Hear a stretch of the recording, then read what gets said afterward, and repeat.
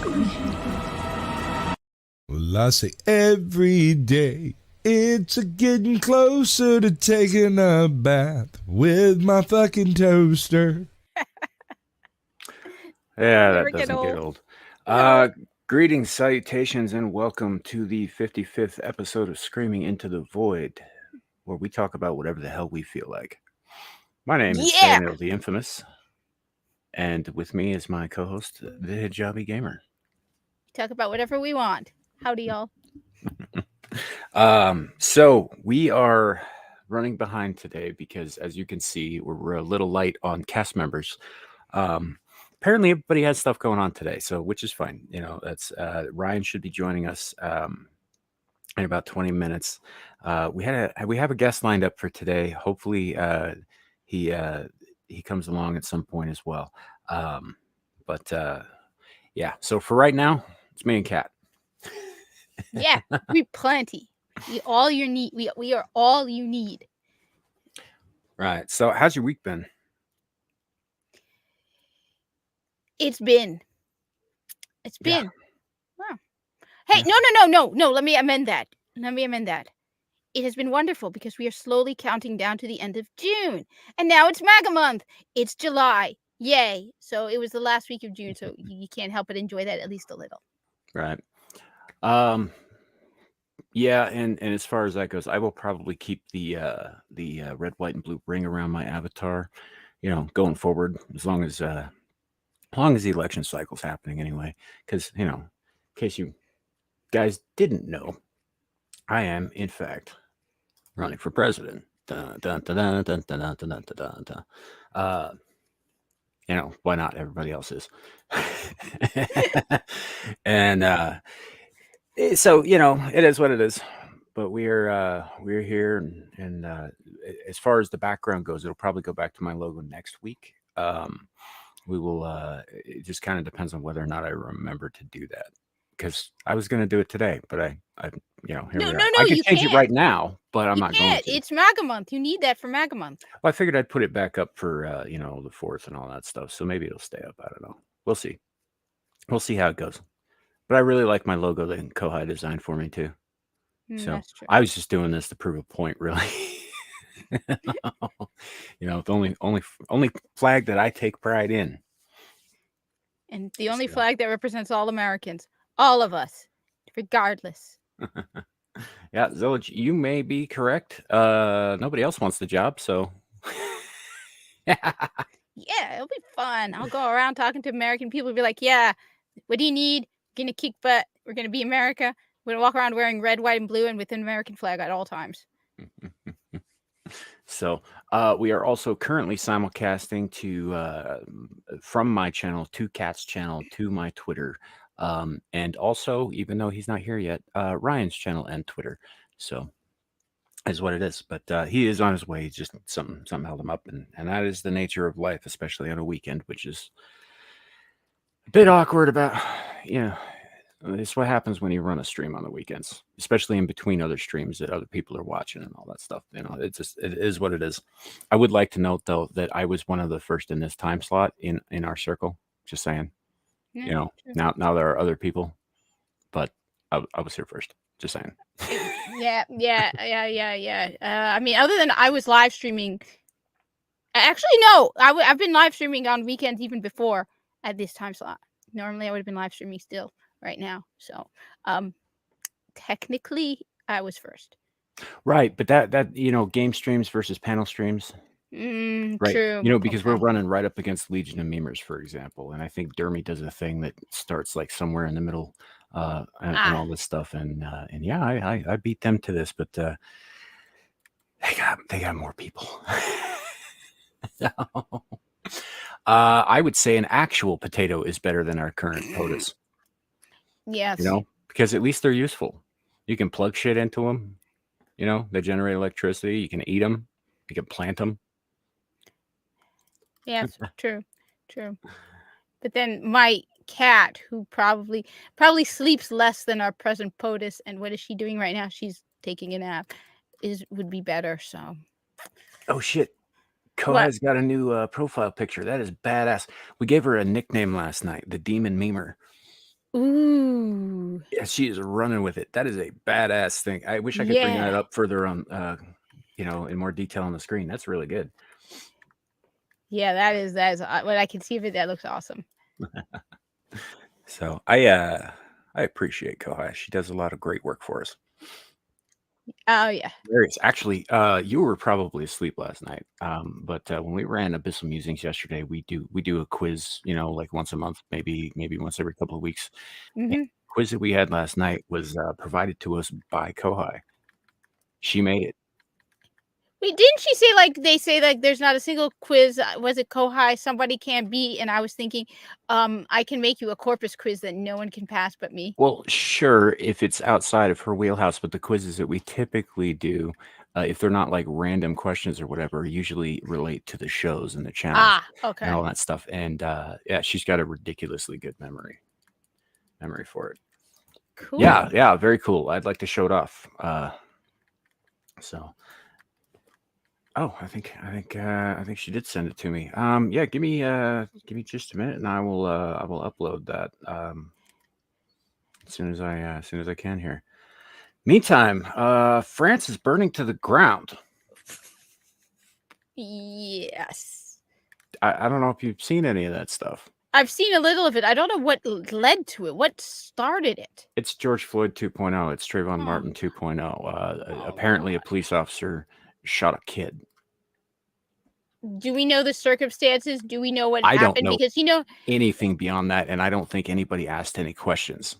Because honestly, the whole George Floyd thing afterward, everyone threw a fit. I mean, I remember Bungie during their thing. They were like 8-minute whatever, and it's like, yeah, the dude was hopped out of his mind on fentanyl. The ruling was probably wrong. He couldn't have gotten Chauvin couldn't have gotten a fair trial. Every single one of these George Floyd incidents has always turned out to be not true. Every single one of them, you go and you find out that, oh wow, most police don't go around shooting people for the sake of shooting people. Yeah, I don't know. It is what it is, but I don't know much beyond that. I've seen some footage, which we'll bring up here in a little bit, of things that are happening there. I didn't know what was going on at first either. I thought it was like leftover rioting from all that Burisma crap. Oh yeah. For the and what they were doing with, what was it that they had issues with over there? It was something about retirement age was going to go from like 62 to 64 or 65. Yeah, and they were riding over ridiculous. that. Yeah, and so I think some of this is probably left over from that, if we're being totally honest. Although I did see one message somewhere about it that said, could have used some of this energy in 1940. Valid point. I don't understand how at this point I have learned that before you start rioting, find out the details, because you're probably not seeing the whole picture. Right. And then don't riot anyway, because honestly, you just to stop destroying. There's nothing to be gained. Yeah. So it's just, I don't know. Everything's. I don't really know a lot about what's going on there, but I think we will. We'll probably hear more about it coming down the pike. I'm sure a lot of it's going to be spin, because it always is. Yeah, You can't ever trust any of the media. It's kind of like what happened with that the coup last week, right? Everything we were hearing was getting filtered through Western media. Yeah. Right. We still don't know exactly what happened there, and I suspect that what actually was going on is not what we were told, but probably not. 'Tis what it is. And actually, if you go watch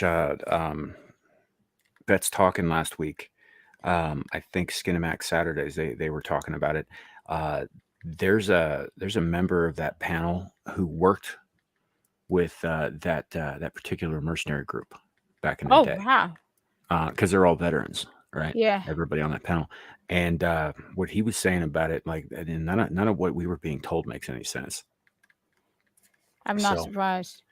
All right, so here we go. This is the demon memer. Awesome. That is pretty badass, Yeah. Kohai. Pretty badass. Very cool. Well, that'll be I can't wait to show that to Shadow. Hey, D-Day Direwolf, how's it going? Yeah. So, you want to see some footage of from last night? Let me bring it up on the screen here. I'm not gonna do sound with this, guys, because somebody overlaid this with some music, and I don't I didn't really want to get hit for that. So Yeah. all right, there we go. Just bring up the bookmarks there.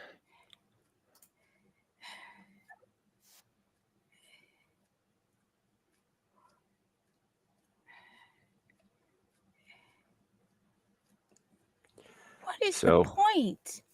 You're watching what's happening. There is, for somebody put a scene from Star Wars, spliced a scene from Star Wars into this too. So there is that, which kind of is like, okay, how much of this is real? But oh man, that pole just hit that guy. What is the point? There's, yep. What It's is the just- point? You're destroying your country for what? Here's the thing, and I'm probably going to get in trouble for saying this. Most of the people rioting are immigrants. You're not going to get into trouble. At least not from me. Yeah. They usually. From what I understand, the kid that was shot was an immigrant kid. I don't know much beyond that. I don't know how old this kid was. I don't even know if it was a boy or a girl or any of the circumstances leading up to that. I don't know if they were doing something they shouldn't have been. I don't know if maybe the cop just like got trigger happy. I don't know anything about what. Nobody's talking about any of that stuff, so I have no idea. Zillage, I don't think that this is Antifa, man. I think this is the same kind of shit that we're seeing in England. You know, like we were on Amir's channel last week talking about no-go zones with a guy called the Divided Kingdom, which are basically communities that are solely Islamic, and that police have to ask the local imam if they can even follow somebody into it. Like we're talking footholds, you know, colonies even. And so yeah, this is the same kind of shit. This is If you go back to your country and fix your own country, but then given what you're doing to somebody else's country, clearly you can't do that to your own. I mean, it's just what are they doing? What is the Yeah. point to this? What are they going to accomplish by doing this? What are they going to accomplish? Absolutely nothing. Yeah. Yeah, it's just I mean, it starts over there, and there's aftermath footage from this morning. Every single one of them that is an immigrant, Mhm. send them back. Every single one that participated in this, send them back. Don't even Yeah. waste your time putting them through a court system. If you could prove they were there, send them back. Mm-hmm. Hey, Lou. Yeah, it's France's Gall again. Yeah, well, France is on fire, definitely. The difference is my father immigrated to this country legally, has citizenship, worked hard. Okay? He didn't have anything handed to him. He was one of the top students in Egypt. Yeah. And that's how he earned it. And then when he came here, he worked. I mean, he's one of the most active members in the Republican Party in this area. Do you see that? That looks like battle lines. It looks like people are going to war. Yeah. What is Yeah. wrong with people? The justice system will work it out. If the police officer was in the wrong, do you really think nothing's going to come of it? Well, Kat, and again, this might get me into some trouble here. I don't think this was ever about the justice. of the situation. I think it was a catalyst. It was an excuse. Yes, no, because I you can think see them I looting. think that well, I think that not all of them, but I'm not going to go out on a limb and say all of them, but I think that a lot of these immigrants were coming specifically for the purpose of invasion, taking over, pushing the natives out. Hey, Ryan, welcome to the show. Push them all out. No, no, all of them. And What's the up, thing, guys? Oh no, we're talking about France. Yes, Oh, Lou, see. that's exactly it. It's like they were given the go ahead to tear it down. Talking about France. The French. Yeah, I don't know if you've seen any of that shit. About all the lovely refugees taken in, and now they're trashing everything. Mm-hmm. Yeah, that's par for the course. It's not their country, so they have no respect for it, and most of the time they don't even have respect for their own country. So why are they going to respect yours? Yeah. I liken it to. I used to live in a town that had a fairly prominent technical vocational school, right? And it was a 9-month program, and so people would come from all over the country to go to that school for 9 months. While they were in town, they would tear it up because it's not their town. They were only there for 9 months. They didn't give a shit. Mm-hmm. Meanwhile, those of us who actually lived there had to deal with it and the aftermath. Absolutely. The thing is, I'm the opposite. If I'm using something that's not mine, I'm going to take care of it because I have to give it back. It's not mine. Just, if it's not mine, Yeah, I wish I could say that they give a shit, but the thing is that they just don't. They got a free handout, so why are they going to treat it with any kind of respect? It's like my parents told me. I had to. My very first vehicle was a vehicle from 1986. It was a little pickup truck, like 95 horsepower that my parents had, just for running. My dad had for running stuff to the dump and crap, and it was like that was my very first vehicle, and they made me pay them $500 for that. And guess who had to basically clean it out and wash it every weekend? This guy. Mhm. They gave my sister a former family vehicle. It was a 1998 Chevy Malibu. She didn't have to pay for it, and guess what she did? She trashed it. Yeah. She didn't take care of it. She didn't clean it out. She didn't wash it. Half the time, if she needed gas, she'd be like, "Oh, I haven't gotten gas," and it's like, and my dad was like, "Well, you don't have any gas," and so my dad would go fill it up.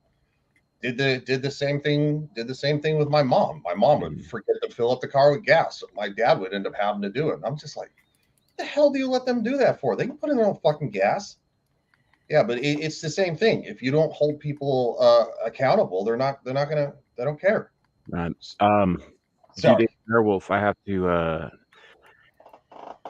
For those who have been following the channel for a while, you might notice that I have a bit of a bias against the French. It's just a bit. It's just a little bit. It's nothing serious, but I do have a bit of a bias against the French. And I would say that there isn't a living Frenchman today who's bled for their country since the last time they fought England. Mm-mm. Also, I saw everybody in the chat saying hi. Hi to everybody. It's good to see y'all, and even new faces in the chat. So yeah, it's really frustrating when people run the streets, and it's like, well, we can't arrest them, we can't hold them accountable. They might call us racist, and it's like, who cares? The funny thing is, it's hilarious to see how it's gone the complete and total opposite. Like now,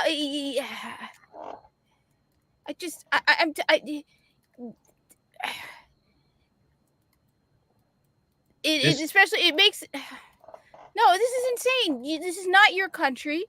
They were generous enough to let you come. You treated it with respect. And finally, just putting all that aside, what are you hoping to accomplish by doing this? What are you trying to accomplish? Because get away with whatever the hell they want. Well, here's the thing. I was and again, our our guest, who so far I have not heard from. Hopefully, he makes it. I was talking to him last week a little bit about this, and he lives in England. They've got, like I was saying a little bit ago, they've got what they call no-go zones there, and the man draws a distinction between Muslims and Islamists. Right. Generally, Islamists are the ones blowing shit up, for example, whereas Muslims are generally people like yourself, Kat, who want to be left alone and live in peace. Devout Muslims are very peaceful people. So what he was talking about, though, was these places, these even towns, whole towns and villages that are populated entirely by Arabs, by Muslims, and all of them are immigrants, that are cordoned off from the rest of England, that the English have no access to without direct permission of the local imam. Wait, how? Because they will kill anybody who enters without permission. But that's not their country. Doesn't matter. If I were to do that with my house in New Jersey, I'd get into trouble. Yes, you would. Well, you have to realize that these people don't have they don't respect Western civilization. They see it as something that needs to be needs to be destroyed. And unfortunately, as I said, even though it's a handful of jerks, it's still a handful of jerks that are gonna make the news. Yeah. Well, the reason that I bring up the no-go zones and whatnot is that a lot of these guys, from what I've been told, the British government pays the French billions of pounds to basically, prevent this kind of thing from happening over in Normandy and all that stuff. And what happens is these immigrants will get to France, and then they will get shipped over from Normandy to England after burning their passports on the beaches of Normandy. So there's no way to send them back. Wait, why? Why do you need a passport to be sent back? I'm not exactly sure how that works. That's why I was kind of hoping he'd be here to explain that a bit better to us. But find out what country they came from and send them back. I don't care if your life is at this point. England won't do that. If you've been paying attention to England, they won't lift a finger to save themselmes. They're just as bad as our country about this nonsense. Actually, yeah. And quite frankly, we have hundreds of thousands of people coming through our southern border, and there's a good chunk of them who really want a better life, and then there's ones that want to come here and they just have no respect for what we have built. And Lou brings up an excellent point here too, is that we have a Second Amendment. They start pulling this shit here, and Americans fight back, they're going to lose. Brits don't have that. No. They have laws against fighting back. If you fight back, you're going to jail. It doesn't matter if you were the aggressor or not. Yep. And the immigrants do not care about the laws. Nope. Which is, I'm not. Then you know what? The government needs it's an invasion. But that's the thing. The government needs to send them back. The government will not. I understand what you're saying, Kat. Yes, they should, but they're not going to. They don't care. Then it's they don't. They just want to, look at who their fucking king is, for Christ's sake. Well, also at the same time, you have to think of it this way. As in the instance of our country, these migrants come here and they vote for the people who just let them roll over the border. Mm-hmm. So ultimately, no, these politicians are not going to do it, because ultimately it lines their pockets the way they want, and they're not doing it for the good of the people that live in said country. They're doing it because they're lining their pockets, and that's politicians literally all around the world. You might find a handful of them per country that are actually decent people that want to actually do something good for the people, but the majority of them, and I'm going to use AOC, she is a champagne socialist. She wants socialism for everybody, but no, not for her, because she is worth millions of dollars now. So no, she climbed up the ladder, and now she wants to pull the ladder up behind her, and she wants to be able to tell the peons what to do. You should listen to me because I know what's best for you. Right. And, Primal One, I agree with you. I agree with Kat. They should be yeeted back to their own countries. They should be. That's not going to happen. Then this isn't. That is not going to happen, because the people in charge of those countries, the governments in charge of those countries, are on board with this shit. then things are never going to change. No, they are Unless- going to change. They're going to get much worse, Yeah, much no. bloodier, and much darker, and it will destroy these nations utterly. Great Britain is going to fall. France is going to fall. Germany is going to fall. And at given due time, Second Amendment or not, the U.S. is going to fall. For all intents and purposes, Canada is already rolled over. Oh yeah, Canada's literally taking it up the. You are looking at a coordinated, concentrated effort to destabilize and destroy the West. Mm-hmm. And for those of you out there who don't quite get what I'm saying, we are at war. It's just and I don't give a shit if YouTube has a problem with that or not. It's a war of it's literally a cultural war. It's a war of ideologies. Yep. And unfortunately they start out as ideologies, but then they turn violent. Well, the Yeah, but problem they is do- that. Go ahead, Kat. I was going to say the problem is they do realize that even the people they're bringing in, right? This whole pride stuff isn't going to settle well with them. I mean, I hate to break it to you, but all these people who are all about immigration, right? The moment these people, I mean, yeah, they might vote Democrat initially because they don't know, but the more they're not. You really think pride and LGBT is going to remain if these nations fall? No, you're talking Middle Easterners and Roman Catholics from Mexico, and you really no. They don't. It's keep in mind, Kat, that yes, while the wokeness, the lefties, the touchy feely unless you disagree with us, and then we'll burn your fucking house down types, right? Yes, they're responsible for allowing them in. I mean, to a degree, we all are. Honestly, we let this fucking happen, but letting them in, and like times past, right? They don't quite understand the beast that they unleashed, because even after they destroyed the regular, people of whatever country they happen to be, like right now we're talking about France.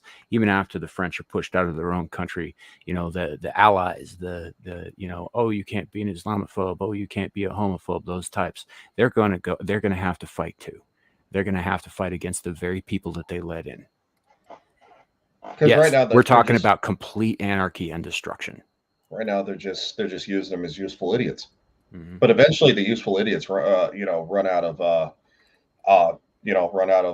their usefulness, and now you're just another obstacle, and they'll deal with you. Mm-hmm. So, hello, Siege. Yeah, and that's I guess what I'm getting at is that Squatch is right here. There's no future where any fundamentalist will long-term support the D narrative. Yes, that is true. But right now, they're more than happy to take advantage of the D narrative to get in. Yep. You use what tools are available, right? Yeah. That's why I hate the term ally. I hate it. It's a wartime term. Alliances shift and they change according to each ally's needs. Right now their goals are aligned, but they won't always be. Mm-hmm. And if they think this is hell, where do they see what's coming?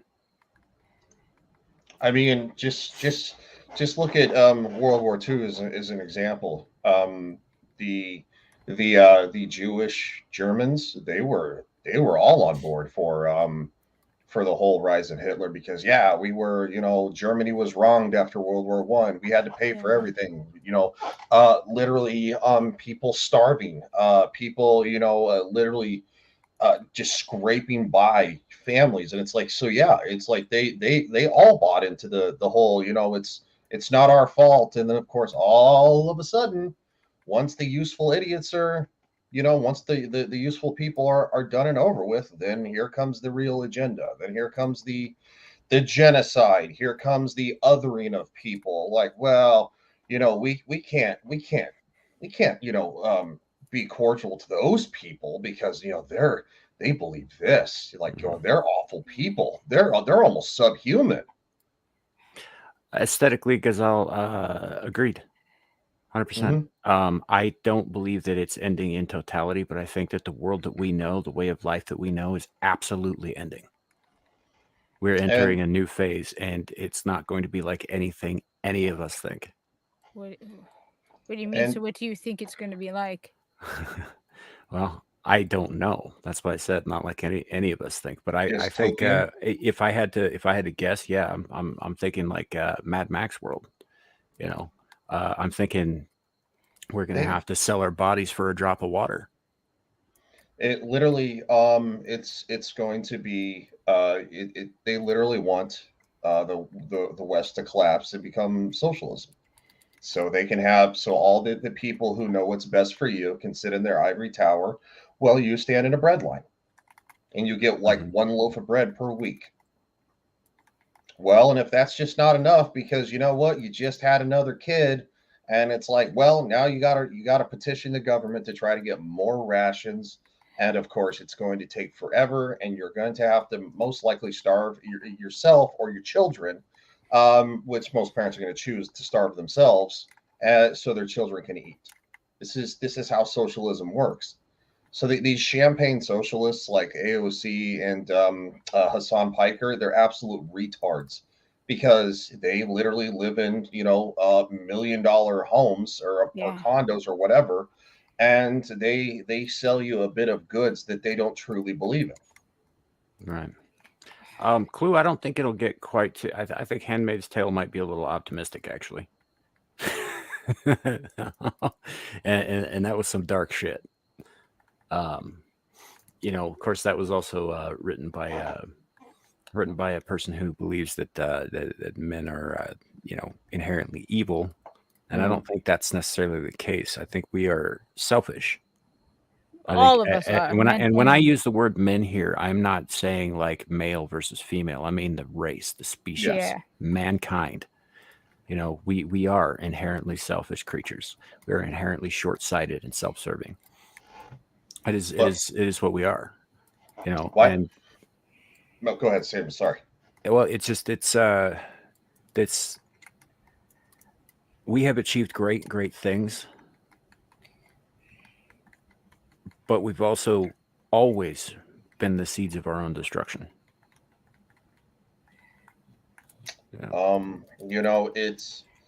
It's just one of those things. Why do you think they, with the passing, and Americans have slowly we've been giving up our rights. Look at what happened with the Patriot Act. We gave up part of our privacy to feel safer. We're not actually safer. You know what, TSA has not actually stopped shit. In the 20 years that it's been around, it has stopped zero they've got terrorist attacks. Zero. But we're all safer, right? We're all feeling safe when you're taking your shoes off, and they're, they tell you to pull up your basketball shorts because they can't get a good read. And they're like, you got anything? Literally one guy had me hike up my shorts. He's like, do you have anything in your crotch? And I was like, yeah, my dick. What the hell are you talking about, dude? Like, well, you need to pull your basketball shorts up because we can't tell. I'm just like, whatever, man. Like, you've got to be kidding me. Like, but this is the illusion, and so yeah. So and it's like at the same time, they argue that these people coming over the southern border, they just want a better life. They're gonna and they always go to the trope. Well, who's gonna pick the strawberries? And it's like, these are people on their side, so to speak, saying, well, who's gonna clean our hotel rooms and pick the strawberries? And I'm like, that's what you think of these people? Like, they literally have no respect. Like, these people, and all of them who have this immense power, that's all they give a shit about. Well, I mean, look at their responses to the Supreme Court judgment. They all laugh at us, quite frankly. I literally think that there's a small handful of them that are actually decent people and want to try to do good, and they're usually mocked and ridiculed. Yeah. The most hated president in the history of this country is the one who actually gave a shit about this country the most, and gave away all of his paychecks for 4 years. He didn't take a single cent. Yeah, I remember him. There's Well- literally records of it. So There's some of that is propaganda too. I don't actually believe that he is the most hated in history of this oh country. no, of course. No, not. he's definitely. You know, He- I he- think that's definitely spin that was put on it, sure. Yeah. And I know that there are people who hate him, but there's people who hate every president. Mhm. You know, there's always somebody who hates whoever's currently in office. That's again, That's the nature of things. Yeah, you know. that's just the nature of the beast, obviously. But no, Leo is exactly right. Look at what they did with COVID. Well, you don't want grandma to die, do you? Think Yeah, about grandma. By the way, Leo, that's still like the greatest thumbnail or the greatest PFP ever. Yeah. Well, that is so It's just incredible. perfect. Yeah, that's literally my favorite. And no, all in the name of safety. Of it's we need to do the right thing for everybody else, and it's like I'm going to do the right thing for me and the people I care about. No offense, but my neighbors that live 7 doors down, I don't know them. I'm not going to bend over backwards because it makes them feel better.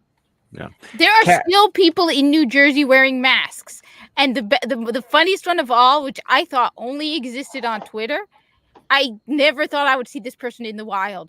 I saw somebody wearing a Pride mask. Oh yeah, I just was like, that's real. Well, did you see on Twitter Taylor Lorenz, the infamous Taylor Lorenz was throwing a fit because she had to take her mask off at the TSA checkpoint so they could see her face. How awful in 2023 they made her take her mask off. Yeah, recently. Dude, Yes. look, so where I work with my local police department, and a while back they purchased a Wells Fargo armored truck, right? And because they were gonna, refit it to be one of the new TAC vehicles. So they parked it in the big garage at the main place, right? And I have to pass through there daily, multiple times a day. And early on, we were still under like mask mandates, and being that I work for the government, I didn't get to not wear one at work. It is what it is. Didn't wear one anywhere else, but at work it was a thing. And I remarked several times that I remember not so long ago that wearing a mask and even anywhere near one of these things would get me shot. But I could just walk right past it with one on there. In a bank, you're not supposed to wear a hat or sunglasses. You're supposed to take those off when you enter a bank because most of them have that posted on their front door. Yeah. Yep, because you could be trying to disguise yourself to rob it, but then all of a sudden we're wearing masks in banks and nobody gives a shit. That actually brings up something else that I discussed with the Divided Kingdom last week. He was talking about how nobody really cares about like hijab or anything, but Britons don't really like burqas. They don't like people who wear burqas, and the reason for that is obvious because you can't see anything. There's nothing identifiable about a person wearing a burqa. I kind of don't blame them. I mean, as a Muslim woman, it's like a part of me is like people should have the right, but at the same time, I kind of can't blame them. Right. Well, and I made the point that what's to stop me, a 6'5" man, from putting a burqa on, walking into a place, robbing it blind, walking out, discarding the burqa? I don't look Arab in any way. They'd never find me. They'd never even suspect me. They'd never even think to look at me. Nope. Right. So yeah, I'd see that as a problem. I see the masks that people are wearing today as that same problem, aside from the implications that it's got for children who need to learn to recognize facial cues, in order to get along with the rest of their species for the rest of their lives. There's a whole generation of children who were young enough. Everybody was wearing masks around them. They have no idea how to respond to a smile. Because they for the longest time they'd never seen one. They don't know what that means. We have literally screwed up a generation of kids just from what we did with COVID alone. And don't get me wrong, we don't have the best education rates in this country. We don't have near as what we should, and that's a very different story. But yeah, we have a generation of kids who've literally been left behind now because of this whole COVID crap. Yeah. Yeah, that's that's kind of my point. Like, I understand that in certain parts of the world it's required, and I mean, I don't agree with it, but I get that it's required in certain parts of the world. But like, anybody can wear one. Anybody. You don't know Yeah. what's behind who's behind that thing. Though on the other hand, I will say this: I wore the thing that covers under the eyes during as a mask just to make a message. Where it's like Is that called niqab? the niqab, yeah, it goes under the eyes so you can see the eyes. Mm-hmm. I wore that on purpose as a mask just to put a message forward where it's like, yeah, you said you didn't, you said, you know, it was abusive for Muslim women to have to wear it, but now you're forcing me to wear this. Just to be like, yeah, I wanted to freak people out. No, I Mischief Maker makes a point here too. It's like, if a woman is being abused or beaten, you can't see the bruises, yeah, Mhm. right? I mean, to be fair, Muslim women are typically to be covered from head to toe anyway. You know, in clothing of some kind, so you wouldn't necessarily be able to see the bruises anyway. But I get what you're saying there. But I also have an issue. Like, how do I know that they don't have a Tommy gun under there? You know, Mhm. and in England, for example, where nobody has firearms except out in the country, everyone has knives. you know, like Tommy gun beats knives. It does. You know. So I use Tommy gun as an example. I realize that the Thompson is not like a popular model these days, but No, but sure is a cool gun. It just the absurdities that they're pulling on us, and that there are people who just go along with. Literally, in my opinion, I think COVID was just to see Yeah. who would just bend the knee, and we have a massive amount of society just bent the knee, and not only bent the knee, they would chastise the people who didn't. They would vilify the people who didn't and say, "You're a bad person. You they won't be." would vilify and chastise the people who did. Did you see those videos of all those fucking people on their knees saying like, "Oh, we're so sorry," and they were just standing there being humiliated by the people who made them fucking kneel, Yep. and they just took it. We have Yeah. raised a society of weak-minded people and weak-willed people. Yeah. That's also one reason the government hates veterans. The government absolutely keeps track of veterans, by the way. Yeah. Zeron, that is true, but you only get one shot, and it's a lot harder to hide one of those. They're bigger. Yeah. Zeron, I wouldn't be betting a whole lot on a rocket-propelled grenade either, because they're not super accurate either. They're not super accurate because it's a Russian weapon. I'll tell you what, the AK-47 is reliable as all get out, but again, Russian-made weapon. It's just good for So God, I miss the Cold War, man. I do. You remember back in the day when the only thing that Russian industry was good at making was weapons of war. Everything else that they tried was just garbage. Like, you know, you couldn't get a decent Xerox machine out of Moscow. no. You know? Well, just look at their space program compared to us. They lost so many cosmonauts. It's not even funny. Just trying to beat us to in the space race. So even though we were slow to get the ball rolling, the reason we made it to the moon without is because we did it right. And the Russians just, wow. I'll tell you, yeah, Russian cars. There you go, Suka. You cannot find a good Russian car to this day. No, but you can find good cars from other places that that were apparently made with old Soviet tank parts, like the '74 Cordoba. They're indestructible. I would hope so. And if there's one thing that the Russian military, that the Soviets were very good at, it was building a tank. Makes sense. Yeah, they were. You know, but I mean, their entire culture was geared towards, you know, preparing for and waging war at that point. I mean, that's like all they did. So, you know, of course they would be good at that. It's one of the reasons that they did beat us to space. They almost beat us to the moon, and that's because their engineering and stuff wasn't bad. It was really good, but it had a very specific focus and direction. Mm-hmm. You know, but yeah, I kind of miss the Cold War a little bit. But we'll just say that communism is a little cavalier with people's lives, unlike how we do things here. Yeah, I'm not saying that I can't. I'm not saying that our politicians can't be cavalier with our service members and veterans, considering they use us pretty much as guinea pigs. I've had some. So you sure about that, Suka? Because we went back 5 more times. Yeah, I don't. Suka, God bless you, but I don't subscribe to that. There's literally there was a launch today that had cameras on the vehicle that where you could watch the whole thing. You watch it lift off, you watch it, they different things. It was in the ESA, the Eurospace Administration launched their Euclid Space Telescope today.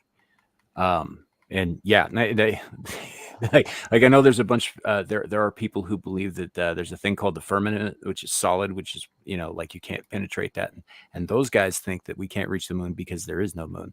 But yeah, I just watched something leave orbit today with cameras on the thing, live feed. I know we can get out there. Well, there's literally reflective panels on the surface of the moon that you can actually bounce a laser off of and get information. Not just that, but I think that while it is possible, I will grant the possibility that the initial televised moon landing might have been fake. The subsequent 5 were not, because honestly, if we were running that far behind the Russians, they beat us to space. They did. Oh yeah, they beat us to space. Absolutely. If we were running that far behind, would you not want to use every tool available to convince them that we got ahead of them? Of course, but I don't buy that one bit, because the astronauts that went to the moon. No, I'm just saying it's a possibility that I'm willing to entertain. Yeah. And I know there are people like, oh well, look at the photos of the footprints of the moon, and look at what Neil Armstrong's his flight suit, and it's like there were added boots that were somewhat weighted that they strap onto the bottom of that. That's where you get the famous footprints from. No, I don't. I don't buy that one bit. Yeah, it maybe it happened, maybe it didn't. I wasn't there. I can't verify that myself because, like I said, I wasn't there. I think that it did, because the rumor is that they hired Stanley Kubrick to film it on a backlot, right? Yeah. Why would you hire that guy? This is my personal bias showing, but fuck Stanley Kubrick. Just saying. I wouldn't hire that guy. They should have hired Gene Roddenberry. Right? I mean, I've heard all the conspiracy theories. I've also seen all the evidence and stuff like that. So, obviously we brought back numerous samples from the moon. It, obviously there are a different concentration of minerals on the moon than there are on Earth. Because it's an individual planetary body. It's just, but no, I get it. I understand. It's like, I don't buy the firmament theory at all, because there are visibly observable facts, physical facts that you can watch, like tides, for example. The fact that every full moon people get a little nuts because we're 70% water and the moon is pulling on us like it does the tides. There are tides in our blood. I know that there is a body that is exerting its influence due to its mass upon us. So I think the moon is 100% observable fact. Oh yeah, absolutely. And we know enough about the moon because of our study of it and actually going to it, that we know that the moon is actually moving. I believe it's about 1/4 of an inch every year away from the Earth, and eventually we'll all be dead, by the way, long gone. Eventually the moon will be released from Earth's gravity. And also at the same time, we would not be able to live on this planet if it wasn't for the moon. If the moon disappeared tomorrow, the Earth would literally become inhabitable in days. Uninhabitable. Uninhabitable. Thank you. Yeah. Leo. Sorry, this is my 3rd stream today. I'm running on Swiss cheese brain. No worries. I know you were talking yesterday about all the stuff you had to do, and I was like, why the fuck would you overbook yourself like that? But don't you have another one after this too? Yeah. It all happened to fall. So the reason I was late is because I was getting off Jed the Hollywood Scholars review because we're talking about The Witcher. Obviously, I told you guys last night that we all watched 5 episodes of the longest slog of my life. Still not worse than Rings of Power, though. That still takes the cake. But no, so and then they actually he actually had to push it because he had to work like super early into the morning. So he's like, "You guys mind if we bump it to 4:30?" I was like, "Yeah." So when it hit 6 o'clock, I was like, "Oh, guys, I gotta start getting out of here." So yeah, I do have a question in chat for you, but before we do that, I am going to answer this one because he sucks. I like how he phrases like because he sucks. That's it. That's it. It's just Look. I'm telling you, like, watch any one of his movies. It's huge periods of nothing fucking happening. And to like answer all of his movies, but Well, especially wait a movies minute, like 2001: A Space Odyssey. Oh yeah. Fucking yeah. 3 Oh, hours boy. of shit floating in space to Yes. classical music. It's so fucking boring. Yes. But, Did he do Star Trek: The Motion Picture? Because God, that one is awful too. Yeah, he's my least favorite director probably of all time. I hate Kubrick more than I hate Uwe Boll. Clue, the reason we can't survive without the moon is because for one, the moon actually not only affects the tides of the ocean, it not only affects the atmosphere of the earth, the storms of it, basically life. What do you Leo, it's just I mean, I can appreciate Avatar, that. man. That thing just with whatever is said, you see that sad face, and it's so funny. Yeah. I can respect your eyes! opinion there. Yeah, Squatch. Yeah. The currents would shut down. Our weather would rapidly change. It would become a very hostile planet. There would be severe lightning storms. Obviously, severe lightning storms cause an increase in the electrical charge in the air. It would cause plants to die. It would cause if the oceans become inhabitable, then obviously sea life can't survive, and of course you would have the rapid the rapid decelerization of everything that makes our atmosphere survivable.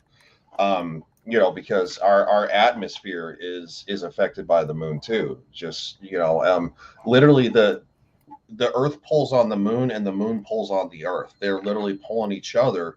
But the thing is that and that's what causes everything. That's how our all the environments were formed. So like even long ago, before dinosaurs, or even with dinosaurs, things were bigger because there was a lot richer oxygen in the environment. So things could be, you have these massive. That's one theory. There's another theory saying that the dinosaurs didn't, in fact, breathe an oxygen-rich environment at all, and that the increase in oxygen over time is actually what killed them because they weren't able to adapt. I have not heard that one. I would definitely be willing to. Yes, bigger bugs, Squatch. But no, I would definitely be willing to read that because I find ancient history, dinosaurs, all that kind of stuff very fascinating. Well, typically speaking, the bigger thing is, the less likely it is to adapt quickly. Well, of course.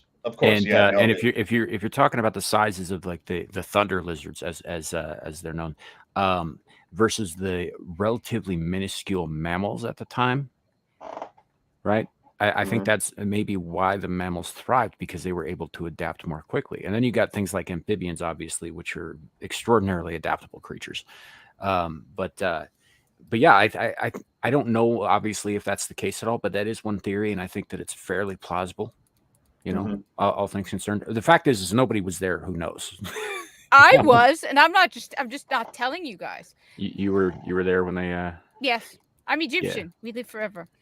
Right, but those are Clue. That's true, but those are also like much smaller in stature, and generally speaking, like I said, the larger thing is, like, for instance, if you put an elephant in the same kind of harsh conditions as you did, say, a mouse, the mouse probably would have a higher chance of adapting to that harsher environment than the elephant would, because elephants are highly specialized.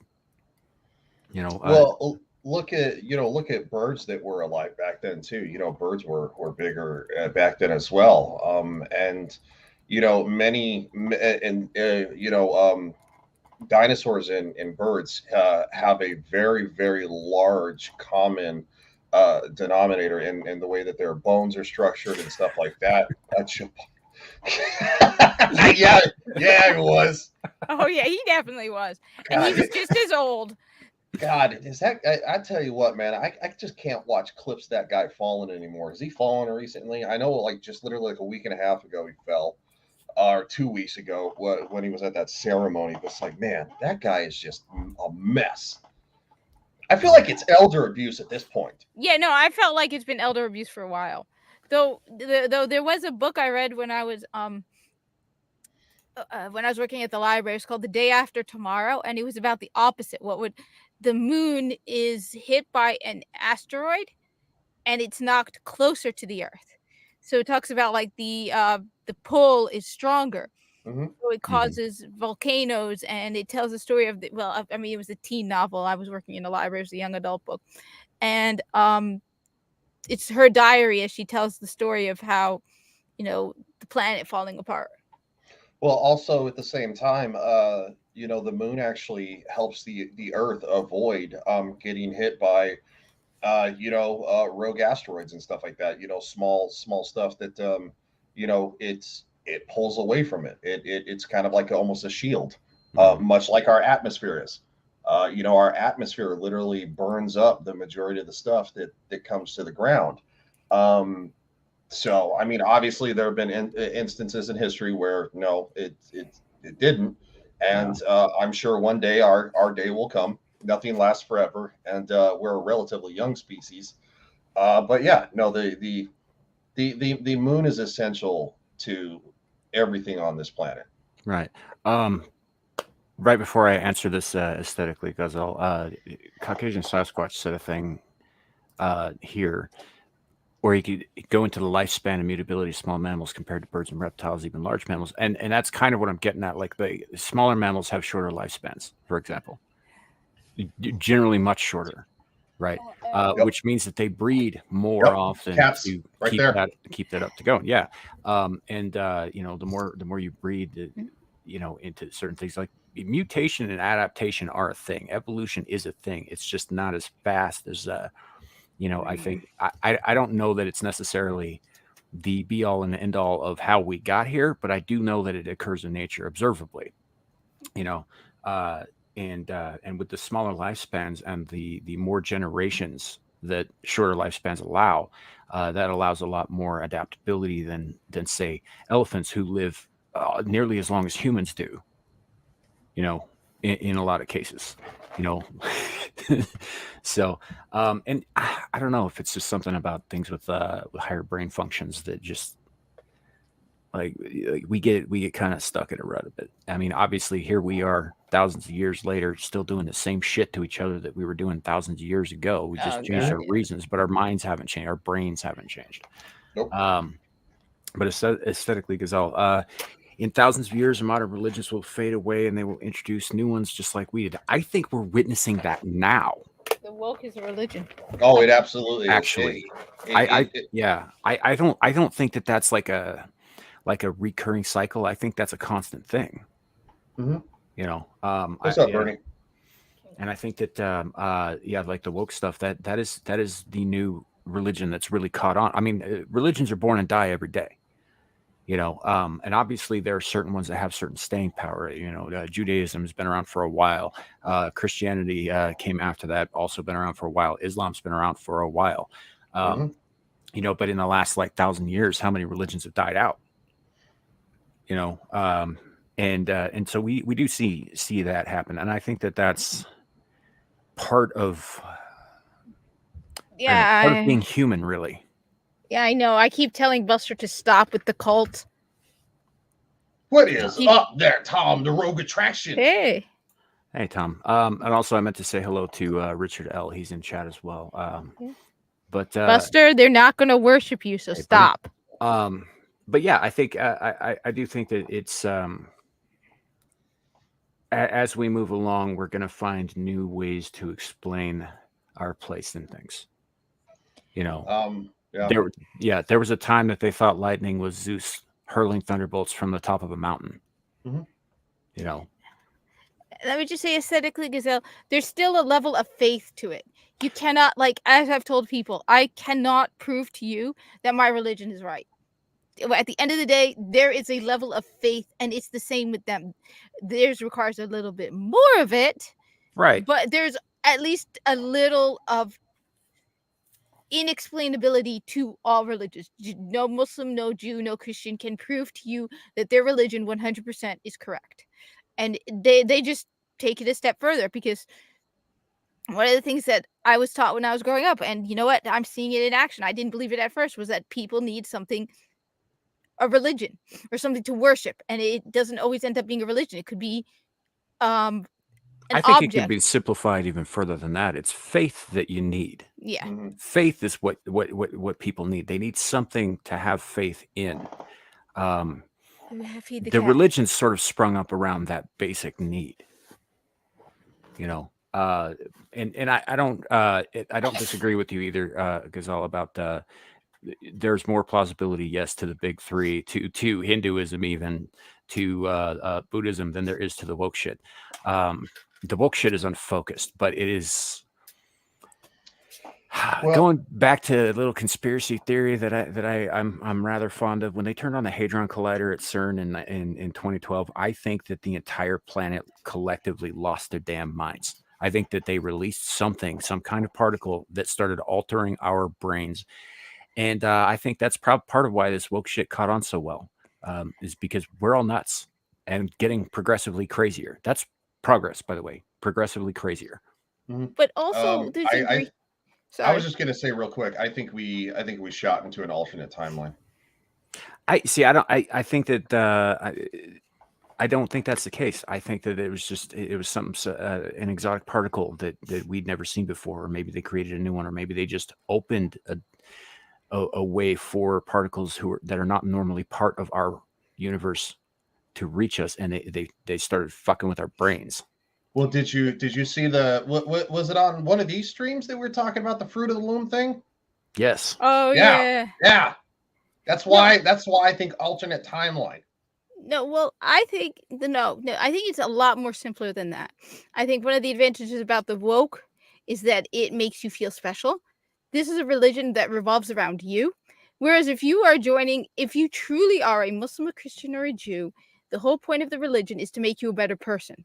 And that means you sacrifice and you suffer. It's not fun to be a Muslim. Anyone who tells you that it's easy to be a Muslim is lying. If you're a practicing adherent Muslim, it's hard. But the woke religion revolves around you. And you know what? It's easier. If I were to go around being like, oh, well, I'm a victim of, I mean, they talk about, what is it, retribution, giving money back. Well, where's the money to the Muslims who suffered after 9/11? Who lost and suffered because of, I don't go around saying that because I don't believe in the whole victim mentality. But if you really, it makes you feel special. It makes you feel like you deserve special privilege. The whole idea of my truth. That's why someone was saying that most cults have a figurehead. Well, in this case, you are the figurehead because your truth is reality. So I mean, it would be so much easier for me to be to go on YouTube and be like, I'm a Muslim, and every time somebody says something against me, be like, you're an Islamophobe. But no, I don't know. It's a lot easier to go. So I think that's the thing. These people want to feel special. They're spoiled brats who lived 10 years ago, they were saying that you are not allowed to have a best friend. They were making best friends forbidden in schools because they didn't want anyone to feel left out. They're trying to turn the world into a safe space. So it's a religion of making you feel good instead of a religion of making you better. Yeah. Yeah, I think anybody who adheres 100% to whatever religion it is not going to have an easy life. Not really. I mean, take your average Tibetan Buddhist monk, for example, right?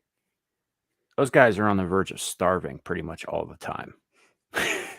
Because they have to shun things. They have to give away all possessions and that sort of thing. They also have to. I don't remember if it's those guys or if it's a different sect.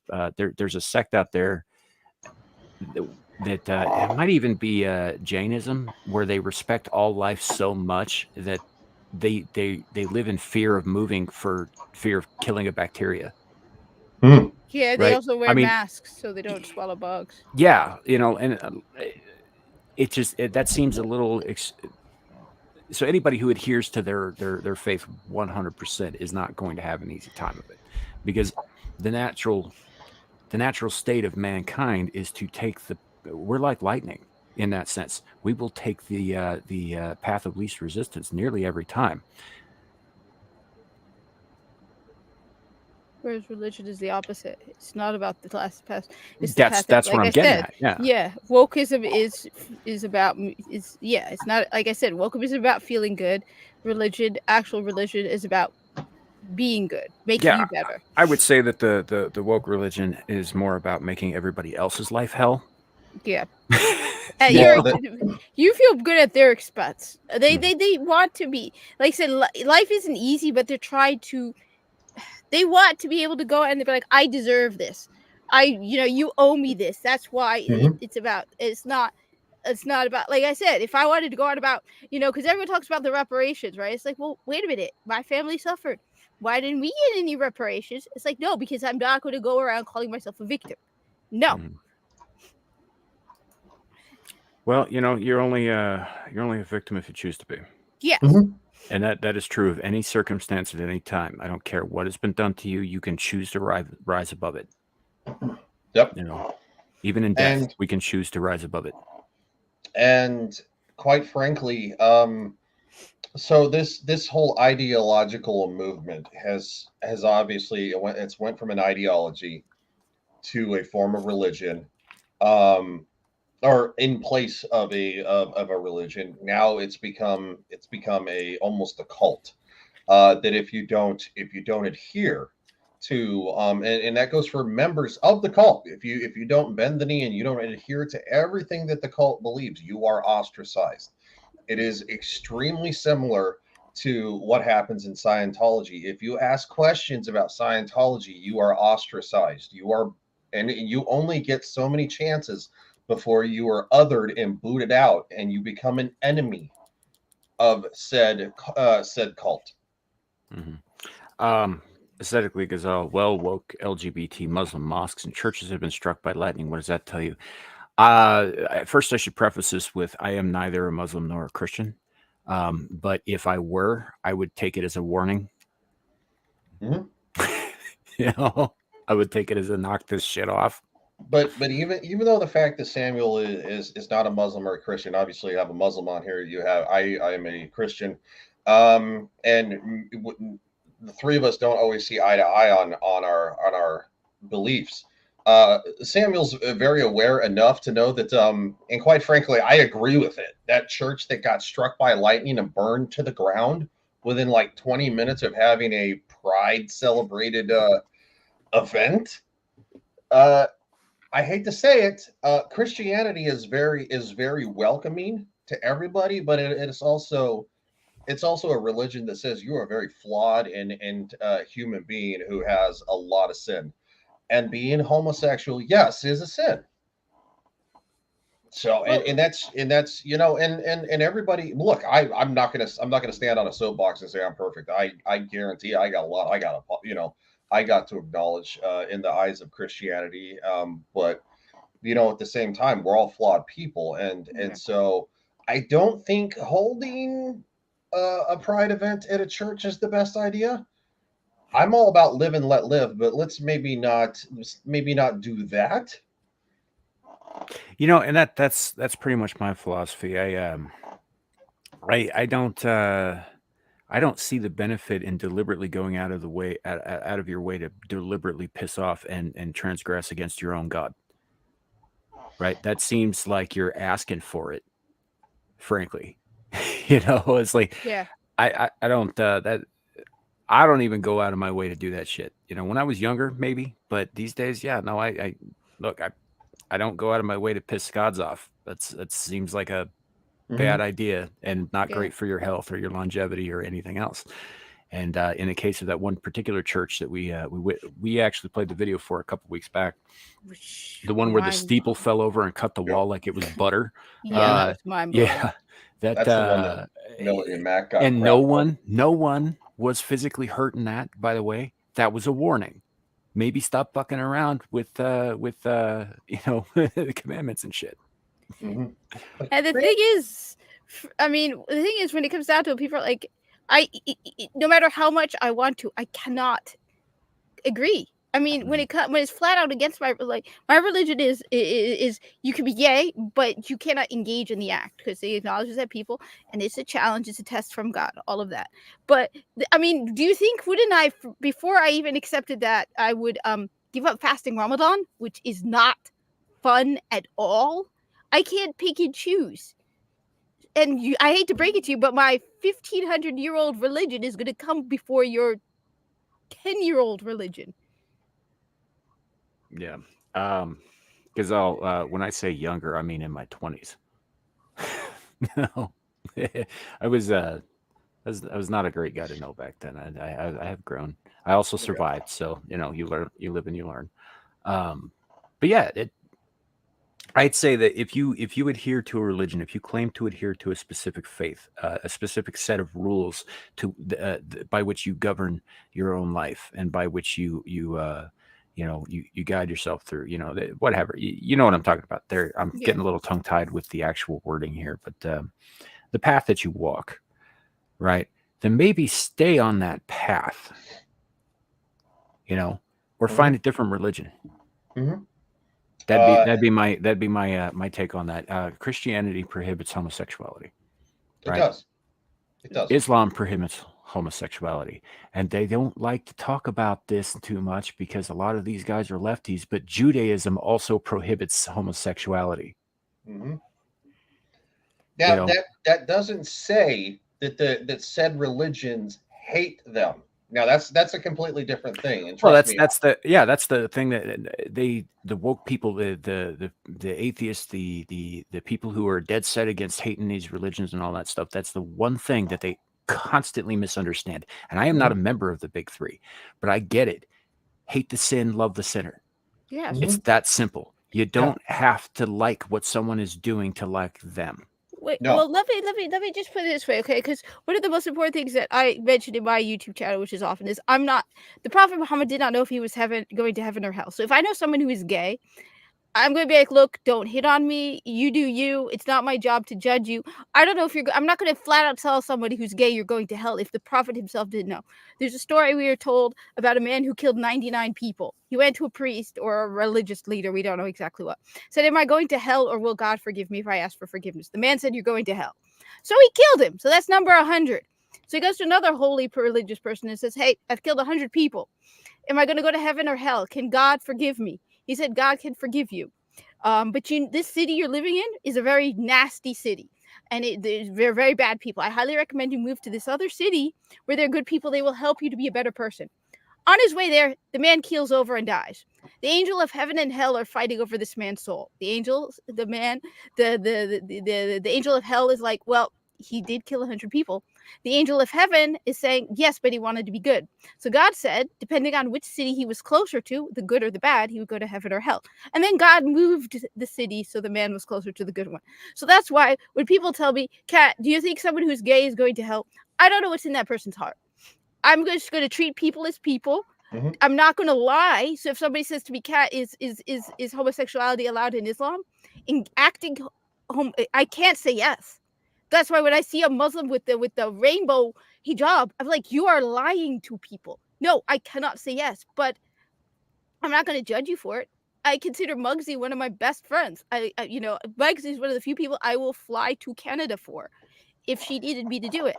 She's a lesbian. She's still one of my favorite people on the planet. I like Alexia. I consider Alexia a friend of mine. I consider a lot of people who are LGBT my friends. Mm-hmm. But I'm not going to. So anyway, that's my soapbox. But also at the same time, I agree with that. I'm not going to preach at them. I'm not going to tell them how to live their lives. That's not my place. And I'm also not going to judge them on how they live theirs. Now, I know it's hard for human beings not to judge, but guess what? It is only God's right to judge, and we will all be judged. But it is not a human being's right to judge. And so Christians who do so, I don't like that, because I'm like, you're literally doing something you are not supposed to be doing. Yeah. You're literally passing judgment on somebody else's life. That is not your place, and there is no place for that in Christianity, and that is very specific. And so, you know, and I've had friends that have done that. I've had family members that act like that, and it is so.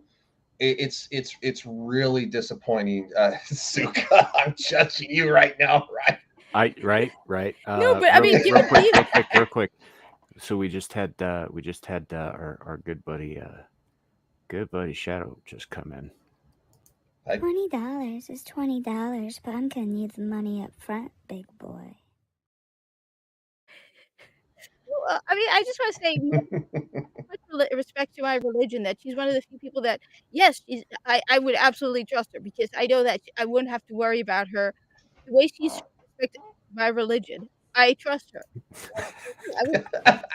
I have a feeling that might be the first time that Aesthetically has seen that. Yeah, aesthetically, Yeah. Gazelle, this conversation has been fairly serious. Usually, there's more dick and gay jokes.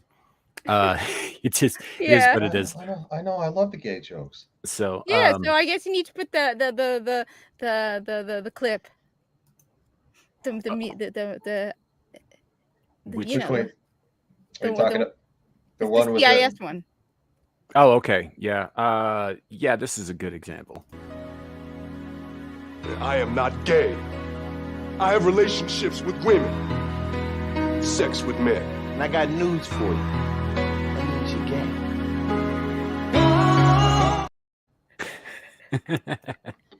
gay. No, Shadow. I don't think she meant the back door. I think that's just what you want, because now you've got the heat on you. I don't care if he plays it. Go ahead. Hey, Shadow.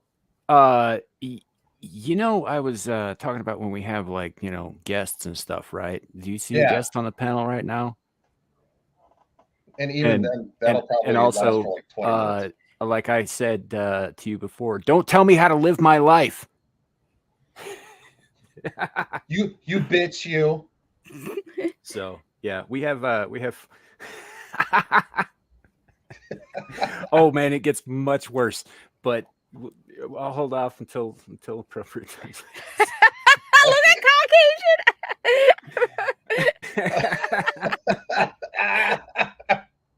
At least we're not having sex, so it's not gay. Yeah.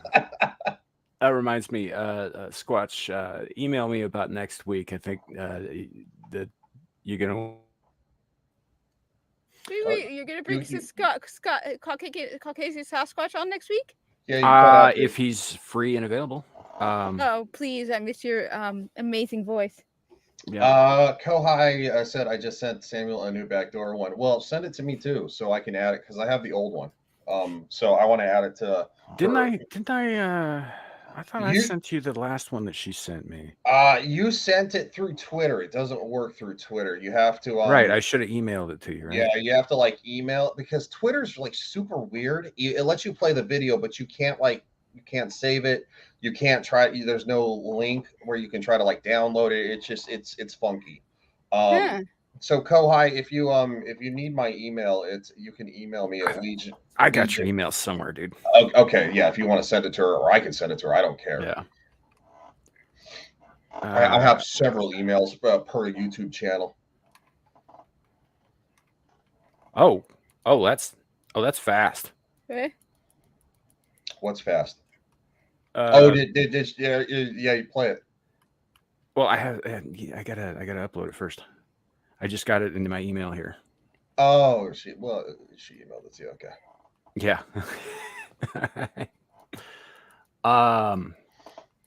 So yeah, I guess we can't really put them in the YouTube gets weird about putting like ads and stuff in the private chat. My Twitter you can find on my YouTube page, but it's at hentai_surprise. And I know that sounds bad. It's not as bad as you think. DM me at some point, and I'll explain that story to you. Oh, you don't want to know. It's not that bad. Shut up. Oh my God, I still have nightmares from it. You do not. There you go. I put my app. It's just LG 2076 News. My original Twitter is still suspended even after I won my appeal, which is weird. Yeah, that's my secondary Twitter is actually rapidly gaining on amount of people that follow me. My first one had before it was wrongly banned. What was it? I'm at Gamer Hijabi. Apparently, people don't like it when I share pictures out of Warframe. They prefer me to get spicy. But I just want to share pictures of my Corpus brothers. All I want is to share pictures of my brothers. Well, Brian's got 4 YouTube channels. I don't know if you want to take that. She's asking about YouTube channels here. So, yeah, the username says it all. It's a Skyrim joke. I'll explain it later. Yeah. I can put the names of each one of them, and all you have to do is search them on YouTube. So. Yeah, is that how are you getting that to go to all of the chats? Because I'm only showing it going to my chat and Cat's chat. All I know is that when I was on with Bro Buffett and Mark the Cyborg, it's my first live stream. For some reason, it said that I needed to log into my YouTube to comment from behind the screen. It says, interact in the chat or something like that. So I was like, okay. Yeah, and I've never had that happen. So I logged into my Legion Legion Talk one, and then of course it did the same thing with Jed the Hollywood Scholars live stream. So I'm not sure why, but yeah, that's I'll literally, you can't put spaces, so I'll just do slashes. Well, I'm the Hijabi Gamer. I'm probably the only Hijabi Gamer. No, because I make a ton of Destiny 1 videos still. I'm trying to convince people to get back into OG Destiny. Oh, just kidding. Oh, it's better game than the new one. Okay, so yeah, I put it in all the chats. Legion Games 2076 is my main channel, or my first one. Legion Talk is more likely my main channel. That's when I talk pop culture on. Legion Wire is my political channel. I need to get a little more involved in that. And Legion Teaches History is because most kids nowadays don't know shit about history. That's why they just call everybody Yahtzees all the time. They're like, "You're such a Yahtzee." And it's like, what? It's not a thing, dude. Like the real ones were vile, horrendous people. Sorry, I have a hard time believing that just because you voted for Trump means that you're you're goose stepping and all that crap. Right. So here's the new, and I will email this to you when I get a chance, Ryan. Okay. Ooh, I'm an honorary sub attorney representative. Awesome. Yes, thank you. And thank you very much, Aesthetically. It's very kind of you to follow me. Much love to you for that one. Yep, very much. I'm Samiel the Infamous. I'm the only Samiel the Infamous on YouTube. Yeah, literally, it's just Samiel the Infamous. So all right, here we go. Let's check this out. Just think of the blood as lubrication, boy. Oh wow! Wow, that might be okay. Might be worse. Not as okay. No, the screams are worse, but that one is that one is definitely unsettling. But no, not as bad as the screams. Yeah, that's. I showed it to them, but I'm gonna wear it again because the shirt is awesome. Yeah, that's not even. There's a 19-second one that's much worse because it's very slow and there's a lot of screaming and grunting. It's a whole thing. Yeah. Wow. Here, check it out. All right. It's a Corpus thing. You wouldn't understand. So don't even try. It's a Corpus thing. Look at you getting all elite. Yeah, it's a Corpus thing. You wouldn't understand. It's what we call religious persecution. Yeah, Corpus is a religion.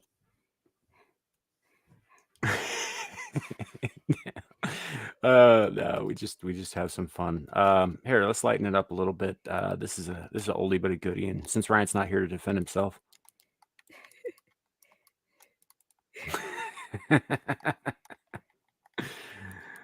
We call that one blue raspberry. Because I'm a jerk. Nah, I like mango ice cream more. What did I miss? Because the chat seems to be going a little nuts. Nothing, buddy. Oh, did you Just play saying the? nice things about you. Did Yeah, you did you yes. play the last one? I didn't. I just played blue raspberry. Oh, okay. Wait, show the Hijabi Gamer. That one I'm gonna have to dig up. That's in a different category. Let's see. Hold on. That was the. You can tell. Yeah. Yeah, there it is. Yeah, you can tell that these clips are played a lot because it doesn't even faze me. Yeah. He's just used to it. Yes. I gotta be honest Samuel for Perez. Ha ha ha.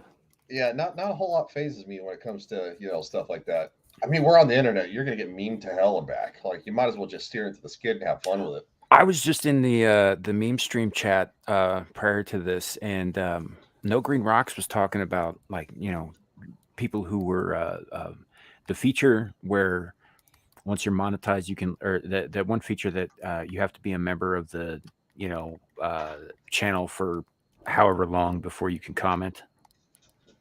Yeah, kind of stuff like that feature. And he was talking about how much he hates that, and I just told him, I was like, look, man, I know you guys never find your way over here, but if you do, I'm not putting my shit behind a paywall ever. No, I'm not doing that.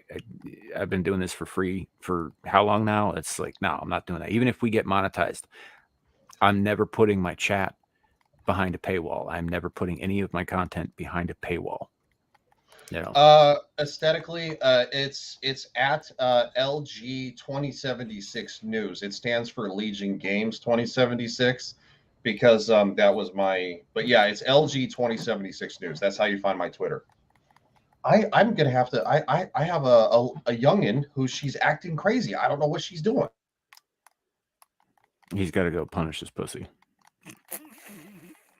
I don't know, but he did say youngin, so I mean, I'm a little concerned here the way he put it. It's a kitten. It's a small cat. I know, it's a kitten. I need a kitten. Buster needs someone to play with. Hey, Zeron, have a good night. We'll see you later. Have a good one, Zeron. Yeah, so we're all screwed. What do we do? Well, that's why I'm running for president, because why the hell not? Samuel for president. Yeah, I think you missed it at the top of the show, Ryan. But when I mentioned it the first time, I was just like, I mean, everybody else is. So, Well, speaking of, see you, Zeron. No, I just I thought you were going to say that at the beginning of the show that you finally came out. I was going to be excited for you. I figured, Well, that will guarantee just want you to live your best life, buddy. Okay. Yeah, but that will guarantee you a fast win because, oh my God, the first LGBT president. Carrie says, "Give up and masturbate." I don't know what that is in conjunction to, but that's funny. I think he's talking about the presidential run. Yeah, I know I have no chance of winning. That's not the point. The point is everybody else is running, so why can't I? I'm over 35. I'm a natural-born United States citizen, and I'm not a felon. So, yet, apparently, I thought I heard something about in Michigan. If you misgender, they're trying to make it into a felony or something. Yeah, except that's. I mean, then I'll just not go to Michigan. Fuck those guys. Yeah, that's not going anywhere. They're going to be like, yeah, that's freedom of speech, honey. Yeah. So your odds of winning are actually lower than mine because you can't run. You're too young. Yeah. There is an age requirement, a minimum age requirement. There was actually a children's book about a boy who somehow managed to find a loophole. I can't remember what it was called, but it was about this kid who ran for president and won. And it was like they somehow came up with a loophole. I don't remember. I never read the book. Where the kid found a way to. Yeah. In case you guys are wondering what that clicking sound is, that's Kat playing video games while she's on a live stream. What are you talking about? No, what clicking? I don't know what you're talking about. Look, I'm not playing a video game here. I'm supporting my Corpus brothers. Okay, difference. Yeah, it's 35 is the minimum age for to run for office to run for the Oval Office specifically. Yeah. You can run for you like I think if you're over 20, is it 26? You can run for congressional office. Yeah, because Joe Biden wasn't old enough when he won his What are you talking Senate. about? Joe Joe Biden was Bi- always old enough. No, Joe Biden literally was not old enough when he won his Senate seat. He won it at the age of 24, and Yeah, he but I didn't think get it's sworn in until like 25. but it's 26 for insurance reasons. I think. Maybe I I just know that I'm I pretty just sure know it that is. Yeah. I just know that Joe Biden was barely under when he ran, and when he won and got sworn in, he was of legal age Yeah. to sit in Congress. But yeah, it's 26, I think, give or take, to run for a congressional seat. But you don't actually have to be a U.S. citizen, honestly. I mean, yeah, well, I guess you do have to be a quote unquote U.S. citizen, but you don't have to be natural U.S. citizen, No, like that's Ilhan Omar, for example, or even for governorships. Like Arnold yeah. Schwarzenegger was born in Austria, for example. That kind of thing. Yes, So but you can Ilhan run for Omar. office, but you have to be a natural U.S. citizen, natural born, to run for the Oval Office. But Ilhan Omar is an argument for why we should make all of them natural born citizens. For why we should ban as many people as possible for running for office that weren't born in America.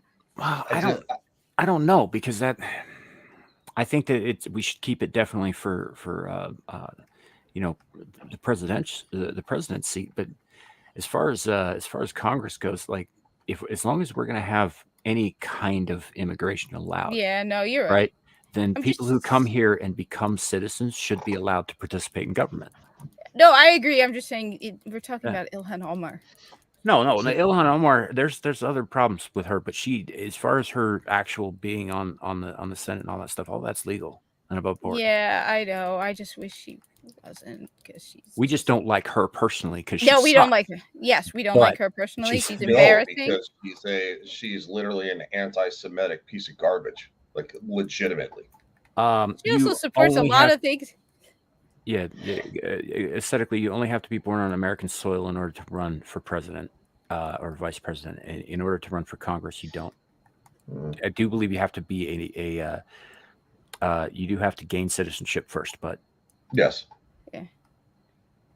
No, yeah. Zilla, she really made a joke of 9/11, which I mean, it's fine. Well, if you want to make jokes about 9/11, I mean that's your freedom of speech, and I support it completely.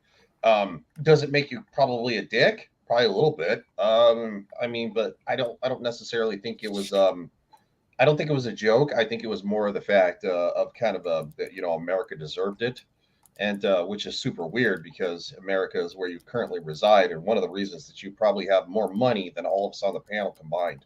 Yeah. So I guess whatever. And she's just another one of those hypocrites, just like AOC. Right, but I think she gets a lot more crap because she's a little more high profile. But honestly, while she's bad, I mean, she's in a lot of bad company. Almost everybody in fucking Congress, and I don't care which side of the fence they're on, is just about fucking worthless.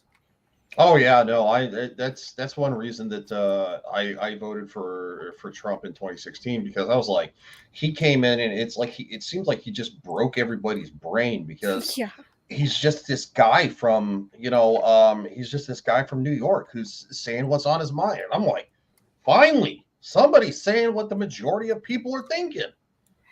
And then of course everybody's like, oh my God, did you hear what he said? And it's like, going, yes, this is how normal people talk, right? Yeah. Like literally the whole locker room talk thing. Have you ever heard females talk about guys? Like when it's just the girls? Yes, they're just as degrading. Because you know what? Women like hot men too, just like men like hot women. I'm hanging out with the wrong. Well, no, I don't hang out with women. Never mind. It's going to be like him hanging out with the wrong women, because I've never had. Quite frankly, this is the whole clutching the pearls thing from literally everybody who is in political office because they don't like the former president. It's like, okay, well, you're not real people, because this is how real people talk. Yeah. I don't know what to tell you. I'm not talking about that stale aunt on the side of the family who's like, she's like that kind of Christian who judges everybody. Who's like, I just want my family to go to heaven, and it's like, it's not your job, dude. Like, you know, it's these kind of people who they're on their soapbox, and it's like, what are you sticking your nose up at people for? And that's why he connects with real people, because it's also why the wine moms though in suburbia don't like him, because usually they're the ones on their soapboxes going, well, I can't believe he said that about women. It's like, yeah, because you don't remember being in your 20s. I'm sure you probably talked to your girlfriends about how you bounce a quarter off a dude's butt. Well, you know, it's like, come on, man, we're all human beings. Get out of here. You know, and there is a difference though in the way that men and women respond to those sorts of things. I mean, yeah, you're going to end up with you know, these days especially, you're going to end up with guys who are just like, oh, how dare she talk to me like I'm a piece of meat. Most normal men with a normal, good amount of testosterone, like a healthy amount of testosterone, will hear something like that, and they'll be like, hey, man, she's talking about me like I'm a piece of meat. Yeah. We don't have an issue with it. And just to address what Aesthetically said, unfortunately, that's actually what a relative of mine, while I was in the U.S. military, being military police and you know, serving the community and stuff like that, like legitimately serving the community. Good night, Leo. Hey, see you, Leo. Leo. Don't ever turn that frown upside down on Yeah. your avatar, but in real life, smile. He just told me to smile. Like, that's another one. Oh God. Yeah. So I can throw quarters at Ryan. You know what? If you want to up it to, you know, maybe some 20s, that would be greatly appreciated. 'Cause, yeah, I'm not above selling feet pics. I'll tell you what. Yeah, so that's what I'm saying. It's flattering. We take it as the compliment that it is. I've had gay men hit on me. I don't freak out. You know why? Because it's flattering that they think I'm cute. Dude, That's when fine. I was in my 20s, I used to go with a bunch of my straight friends down to the gay bar because we would get free drinks all damn night, and they had better tunes than everybody else. Yes. We got hit on all the time. It was fine. We just hung out. And guess what? The majority of the time, there's not some jackass who's trying to fight everybody because he's pissed drunk. Yeah, actually, that's true too. Most people are there just to dance and, you know, play a little grab ass and that kind of thing. And if you tell them that you're not interested, thank you for the drink, but I'm not interested, 99% of them will back the fuck off, and they'll be respectful about it. Well, I mean, I've been hit on too in my live streams all the time. Well, not hit on, but just called pretty, cutie, never. It's like, yeah, okay, cool. I try to take it as the compliment I know it is. Do not tempt me aesthetically. I am not above. Look, so this is the way that I look at myself. It's not the fact that it's like a moral issue. I'm like, oh my God. Like, no, I look at it as I like interacting with people. I like having fun and talking to, you know, good people. And quite frankly, I'm just a talking head on the internet. And if I can be funny or entertaining to a wide variety of audience that you don't get from watching actual television and movies like we used to, I consider that a win. You know why? Because we're just all people trying to get through our normal 9 to 5s. And you know what? A little honest conversation and some laughs is good for the soul. Did you happen to check out that stream I did a couple days ago? Abyssal Musings? Oh no, the Whispering in the Dark number 10. Yeah, dude, I was in the chat, doofus. Right? Did you? Oh, okay. No, that's right. You were in shoes. I didn't know if you were there the whole time or not.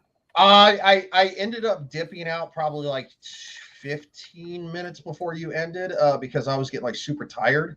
Yeah. And then so I think I was there till like the 40. Okay, maybe so like the 48-minute mark, and you stopped at like an hour 12. Yeah. So no, I just mentioned that. So you probably heard that bit where I said that nearly every gay person I've ever met, and some of them have been in my life for over 20 years, right, is just a person. Yes. They're not obsessed with who they bang. They're not.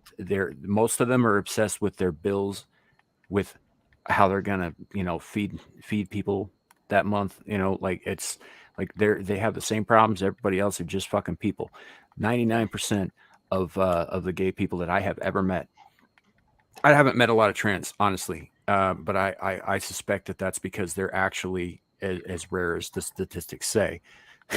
But as far as the gays that I know, it's just people trying to get along. Most of them are not on board with this shit. Most of them aren't even involved in it. No, and I have it's a handful of fucking activists who are really loud. And many of them aren't even gay. Many of them aren't even, or their entire personality. A lot of them are middle-aged, white women behind, gated community fences, sipping wine and calling themselves non-binary, popping Xanax. Yeah. They got nothing better to do with their time. Yeah, that crap, man. That'll mess your mind up. Don't take Xanax. There's a reason that there's a reason that people pop those as a recreational drug, because it boggles it literally scrambles it like eggs. I've seen somebody who's taken a bunch of Xanax. They call them Z bars, and taking a bunch of Xanax, was drinking on them. You would have thought that you were looking at a zombie the way they look at you. Oh. Wine ants is better than wine moms, because most of them don't have kids either, but they sure want to tell you what to do with yours. Yeah. No, but I mean, that's why I think this whole non-binary thing is an excuse to get into that. So you can be like, yeah, I'm a part of the LGBT community. I'm trans. I'm non-binary. I use fairy pronouns. Suga. No, you're not. Just shut up. Xanax is... Yeah, what is it for? Depression? I think that's what it's marketed for. It's a bit of a trank. Oh. It makes you feel good, makes you feel loose. I honestly don't know that much about it, except that it's very popular with, upper middle class white women and teenagers. So, and you can get it. You can get it with a prescription. So I don't know. Maybe Carrie, I might be. It used to be. What was it? It used to be that SSRIs were the drug of choice and all that stuff. That or cocaine, but you go through a different vendor for that. So I don't know. I've been out of that world for quite a long time. I don't actually know what all of the current pill popping stuff is. I just pulled a name out of my hat. If y'all listen to Tom McDonald, he brings up Xanax quite a bit. That's probably why it's stuck in my head. Well, one person I know who did take antidepressants was like they regretted it, because they're like, it doesn't deal with the underlying cause of the depression. It just makes you feel good. So when you stop taking it, it's like you haven't solved the reason for it, and they regretted taking it. They're like, yeah, it did help me at all because I felt good while on the drug, but it never dealt with the issues. Not me. I've never taken antidepressants. I don't really. I was court mandated to do it when I was 13. I didn't have a choice. The state court ordered me to take experimental drugs that had not received any kind of FDA approval at the time. Oh, God damn. Yeah. It's, Sorry. No, go ahead. Are you guys? I mean, I know, Ryan. You know what a selective serotonin reuptake inhibitor is. Yes. Okay. Have you've heard of Paxil? Yes. I've heard the name. I've never. Paxil is a drug. It's got FDA approval now, of course, but I was part of one of the test studies back in the 90s, early 90s. 1992, 1993. Whether I wanted to be or not. I got into some trouble. I'm not going to go into specifics or locations or anything like that, but I got into some trouble, and it I ended up in some places that no kid that age should ever be. And that was one of the results of that, was that I was mandated to take that shit. They actually started me on it a little earlier than that. I was about 10 when I actually started on it. I was 14 when I quit cold turkey. Which, by the way, they'll tell you that those things are not addictive. That's a lie. Mm-hmm. I nearly died from the withdrawal. Oh, God damn. But in theory, a selective serotonin reuptake inhibitor is supposed to balance out the hormones in your brain that are running amok, right? Mhm. In theory, that's what the theory is. What Paxil actually does, instead of like say you feel, you know, like you're manic, right? So you're really up and then you're really down, like manic Mhm. depression. You know, you bounce back and forth kind of thing. What it's supposed to do is level you out, Mm. right? So that you're not hitting extremes of either end, right? But what it does is it takes wherever you're at when the medicine starts to kick in, wherever you're at on that scale, and it locks you into it to the exclusion of all else. You can't feel anything else, and it amplifies it. Oh goddamn! I was a very angry kid before I was on this shit. So it just kept you angry all the time. I became a rage monster, and I couldn't Mhm. feel anything but rage. Yeah, yes, they change your changes your brain chemistry, because I am taking one right now because because of my previous issues with alcohol, and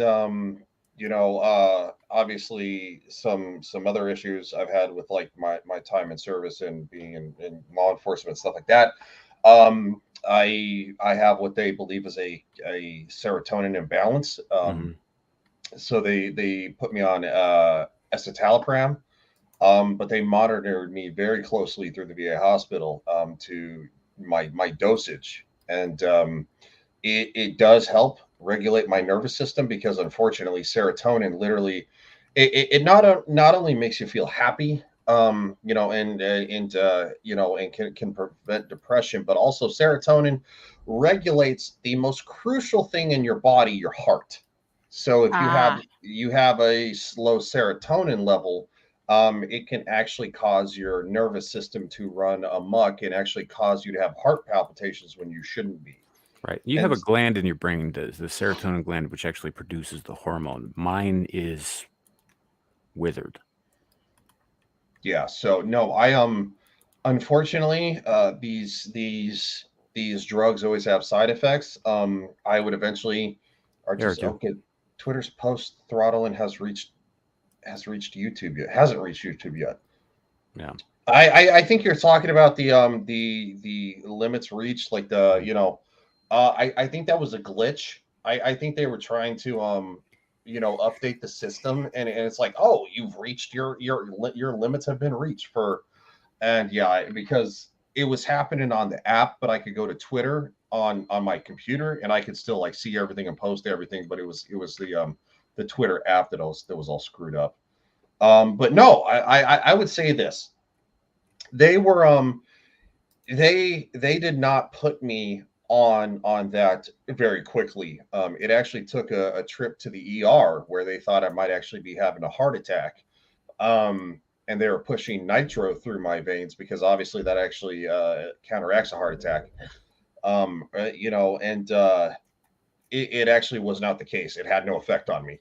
And they figured out the fact that yeah, R2, you can't read shit on Twitter. Yep, that's a glitch.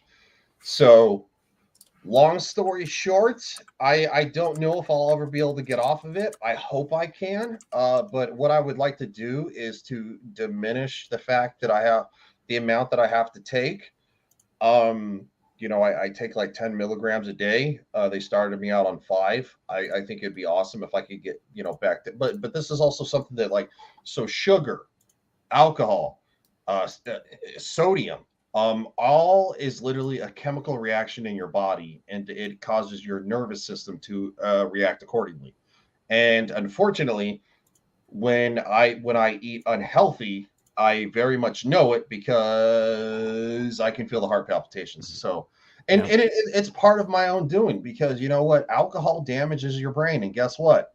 I had a very severe problem for too long. And I allowed myself to have this problem because I had a friend who, was a severe alcoholic, and he drugged me along for the ride. But guess what? I was a willing participant, because they start out as yes, caffeine is a drug too. Yes, absolutely. It starts out as it starts out as a small journey. You know, you maybe had a long day at work or something like that. They're like, hey man, you know, you want to have a couple drinks, order pizza. It starts that way, and then it turns into a whole nother monster because unfortunately misery loves company. And I turned into in some instances a miserable person. And you know, I've had friends who are in family members that I've lost my crap on because it's like over the stupidest thing. And it's not just the combination of the alcohol, but also the you know, the serotonin reuptake inhibitor. It's a bad combination. You're not supposed to drink on those. I think that selective serotonin reuptake inhibitors are one of the things that we invented that we probably shouldn't have, because I think that it's they're not good. They're I get where you know, like for antidepressants or mood stabilizers or that sort of thing, which is ostensibly what these are. That's how they're sold. Can be of benefit to specific individuals, but en masse, like we drug all of our kids now, all of them. Oh, And God. I was part of the beginning of that, as I explained to you guys. And as far as I saw, somebody in chat had said something about how it was, you know, a human rights violation. Thing is minors don't have rights. They don't. You know, and if the state comes along and decides to strip your parent of their parental rights, then you are a ward of the state, and ergo the state's property. They can do whatever the fuck they like with you. Yep. Ain't a thing anybody can do about it. And that's true in the United States as well as anywhere else. So, which is more or less what happened in my case. But I'm looking back and I'm watching, like, we have a number of incidences of mass shootings in this country, discounting suicides, discounting gang-related violence, right? Which are the biggest contributors to those, by the way. They don't like telling you that, but those are the two biggest contributors. If you're looking at like mass events like school shootings, for example, and I think school shootings are probably the best example, but there are other examples as well. Going back all the way to the 90s, let's take it as far back as Columbine, Claiborne and Harris, right? If you look at each individual shooter from each of these major things, you know, like Sandy Hook, like the most recent, you know, I don't even remember the name of the place in Texas where they wouldn't let the parents go in, Uvalde. Yeah. You know, just look at each one of these things. The shooters were not right in the head, right? Nearly in every case, they were on some kind of medication. In a lot of those cases, it was selective serotonin reuptake inhibitors. I don't remember which one, Claiborne or Harris. One of them was doped to the fucking gills on this stuff. Mm-hmm. I think that they're turning kids into weapons. I think that there is a chemical component to this, and an ideological or mental component to it, like the things that they're shown on TV. Or I don't believe that the things that you're shown on TV cause this sort of thing, but I think that there's an MK Ultra kind of, and again, tinfoil hat on, but there's got to be a combination of these things, because not everybody who takes this stuff goes nuts. Not everybody who watches the same kinds of stuff or reads the same kind of stuff goes nuts, but there seems to be like a combination somewhere in there that I haven't quite put my finger on that triggers these kinds of reactions and responses. I think they're making these shooters. I don't think this shit's just happening. No, I would completely agree. It's no different than marijuana or alcohol or any other type of you know, caffeine, which is a narcotic. You know, tobacco is a narcotic. Like, it's no different than any other narcotic on the market, whether we legalize it or not. It affects people differently. People react, you know, people have a caffeine sensitivity, and many people can drink, you know, 10 cups of coffee like it's going out of style, and you're just I think one day your heart's gonna explode. I might have been wrong about that one, Carrie. Wasn't the Tennessee person recently the transgender person also on a whole boatload of drugs as well? The Tennessee shooter was on a pharmacy. Mm-hmm. You know, I mean, that was the kind of cocktail that I don't know if anybody's mental faculties would stay intact on. So sorry. No, go ahead, Kat. Go ahead. I was just gonna say maybe this is a way for them to get to make these shootings happen, so then they can be like, see, and take away our guns and lead even more down the road of. Well, there's the other angle too, which is that every time this sort of thing happens, we find out that the FBI or the Department of Justice knew that this person was a threat beforehand for a long time and did fuck all to stop it, which makes me think that they maybe had a hand in it. You know, like I said, I think someone is making kids into weapons. Well, okay, so one of the problems is here is and no, I do not disagree. We have a society that coddles people, and they don't actually they don't prepare children for the real world. On top of that, too, we're also telling everyone that they're special and that they're, you know, and you know, you're a unique little butterfly, and you know, even when you don't win, you still win. It's like, well, no, that's not the case, because guess what? If you're second place, you're just first loser. That's the way of the world. And I think this started with like participation trophies, and then of course now we're drugging kids because, well, you know, parents don't have enough time. And this is not just a parent's problem. This is a societal problem, because now you know, dad just can't go to work and provide for the whole entire family. Like mom and dad both have to work because the shit is so expensive. And this was 30 years ago. This is literally you know, in the mid 90s, that moms and dads had to start going to work. There was no pension for people retiring. We did the 401k thing, which, no offense, that's basically just that's literally just a gamble, because you're like, oh, okay, well, I'm going to put all this in my 401k. Well, it's dependent on the stock market, and it's traded and bought and sold by a broker who probably has less financial savviness than you do, and quite frankly, they get paid regardless. So it's not their money. What the fuck do they care? It's not like you're like you're going through a fiduciary, you pay to do this, and they only do what you do. They don't get paid unless they do what you want them to do.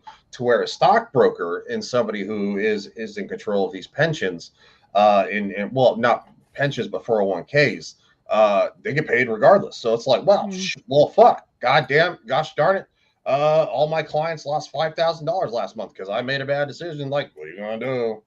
And so we have less parents in the home. Parents can't be with their kids enough and to see what they're doing, which parents need to be very active in their kids' life. Now, of course, you bring it around to the whole entire social media movement. Now you have kids you have not just kids, but parents on TikTok, Facebook, Twitter, YouTube, Instagram, and it's like everybody has this social media following. It's like, quite frankly, if you're somebody's mother, you need to spend more time with your kid than you do making TikTok videos. Yeah. And you're like, well, I have 1.5 million followers. I don't care if you have 57 million followers. You need to pay attention to your kids, because what in the fucking hell are they doing in their room at 7 p.m. at night, and they're on their phone? Do you know what they're doing? No. My parents knew what I was doing when I was a teenager in elementary. Fuck, mine didn't. I got kicked out of the house, you know, every day. And, you know, they're like, "Go, be busy, play, whatever. Don't come back till dinner." Oh, no. Look, it's similar thing. The difference is, though, is that if I wasn't at my house with my friends, I was at a friend's house with friends, and their parents knew what we were doing. And if we acted like assholes, guess what?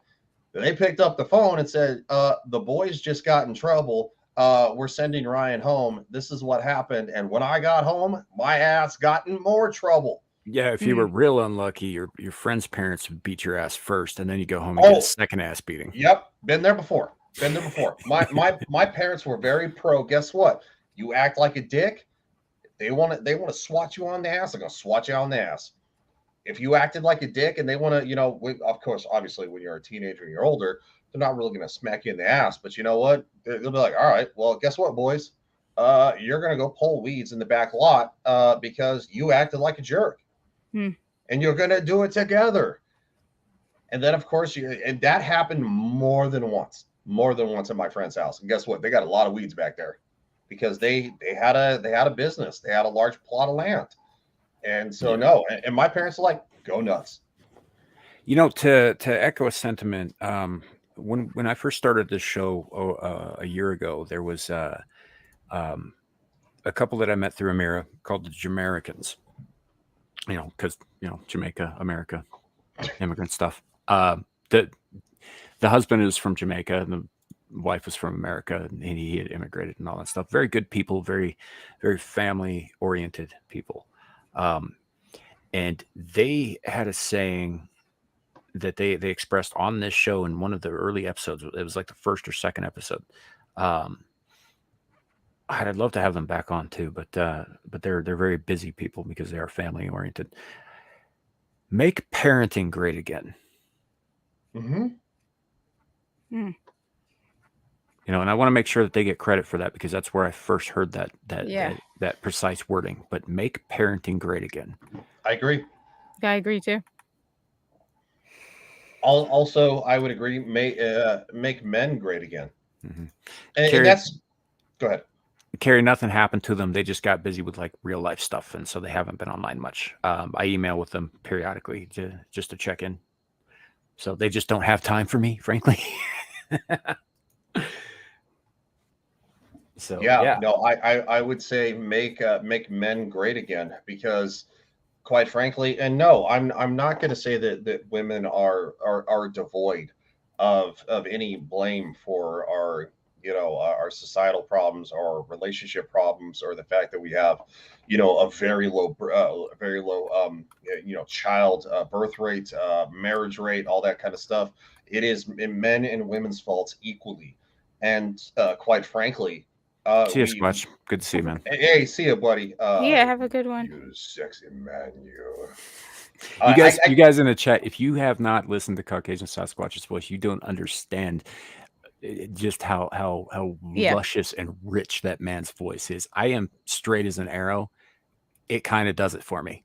Yeah, he's got a killer voice, and I do not do it justice, but he literally sounds like this, and he could have late night radio and say, "Ladies, why don't you come?" Yeah, it just and trust me, his beard is full on top notch, and it gets cats running. It's a pretty epic beard, very manly. Yeah. I can only aspire to hope that one day I have that. Blushing. I made you blush. It's a good thing he's got that epic beard to cover up the redness. I know, right? You know what's funny is that Squatch and I didn't always agree. We were always very cordial. But aesthetically, actually, Ryan and I do have a show tomorrow, and I believe Kat's also streaming video games tomorrow. Yeah, I will be streaming video games tomorrow. So we will be we've got a Star Trek themed show tomorrow called Star Trek Engage. You can find either on Ryan's channel or mine or Pal Horny Alves when he streams and all that stuff. And so we do have a show tomorrow. We have it's on Sundays. There's some hiccups this week. We might have to talk about online, but yeah. Oh, so, what did I miss? Did you not check the group chat? I did. Okay, no, never mind. It's coming back up. Sorry. Like I said, the haze. Yeah, let's discuss it. Okay, that's fine. That's fine. So, yeah. If you have something else, but yes, typically on Sundays, Brian and I do a show in the afternoons, usually with our pal Horny Alf and the Renaissance Nerd, about Star Trek. Yes. Saturday afternoons, you can always find us here.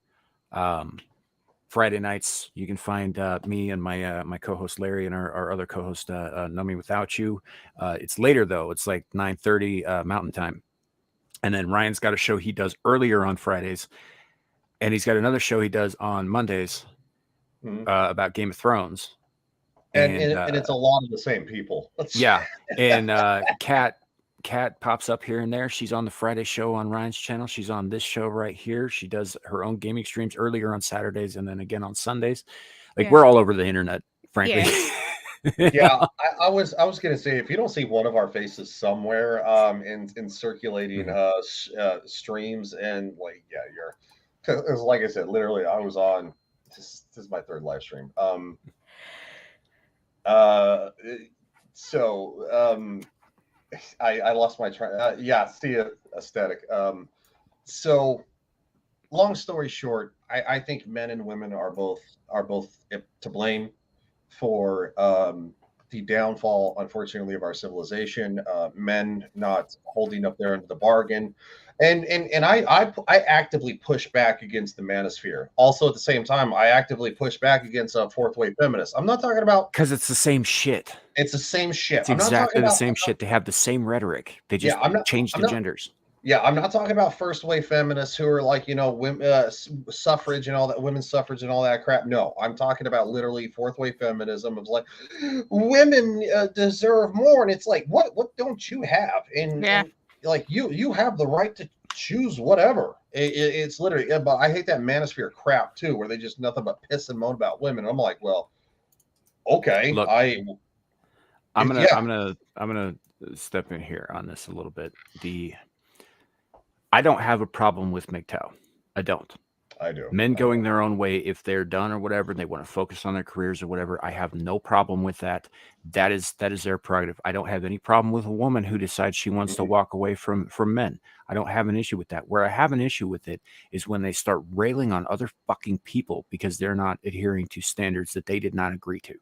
Yeah, and that's the problem that I have. And when these MGTOW guys, most of those guys, I get a lot of their points. I understand and agree with a lot of their points. But when it gets to that red pill, like, all women are trash, and if you like women, you're a fucking piece of trash too shit.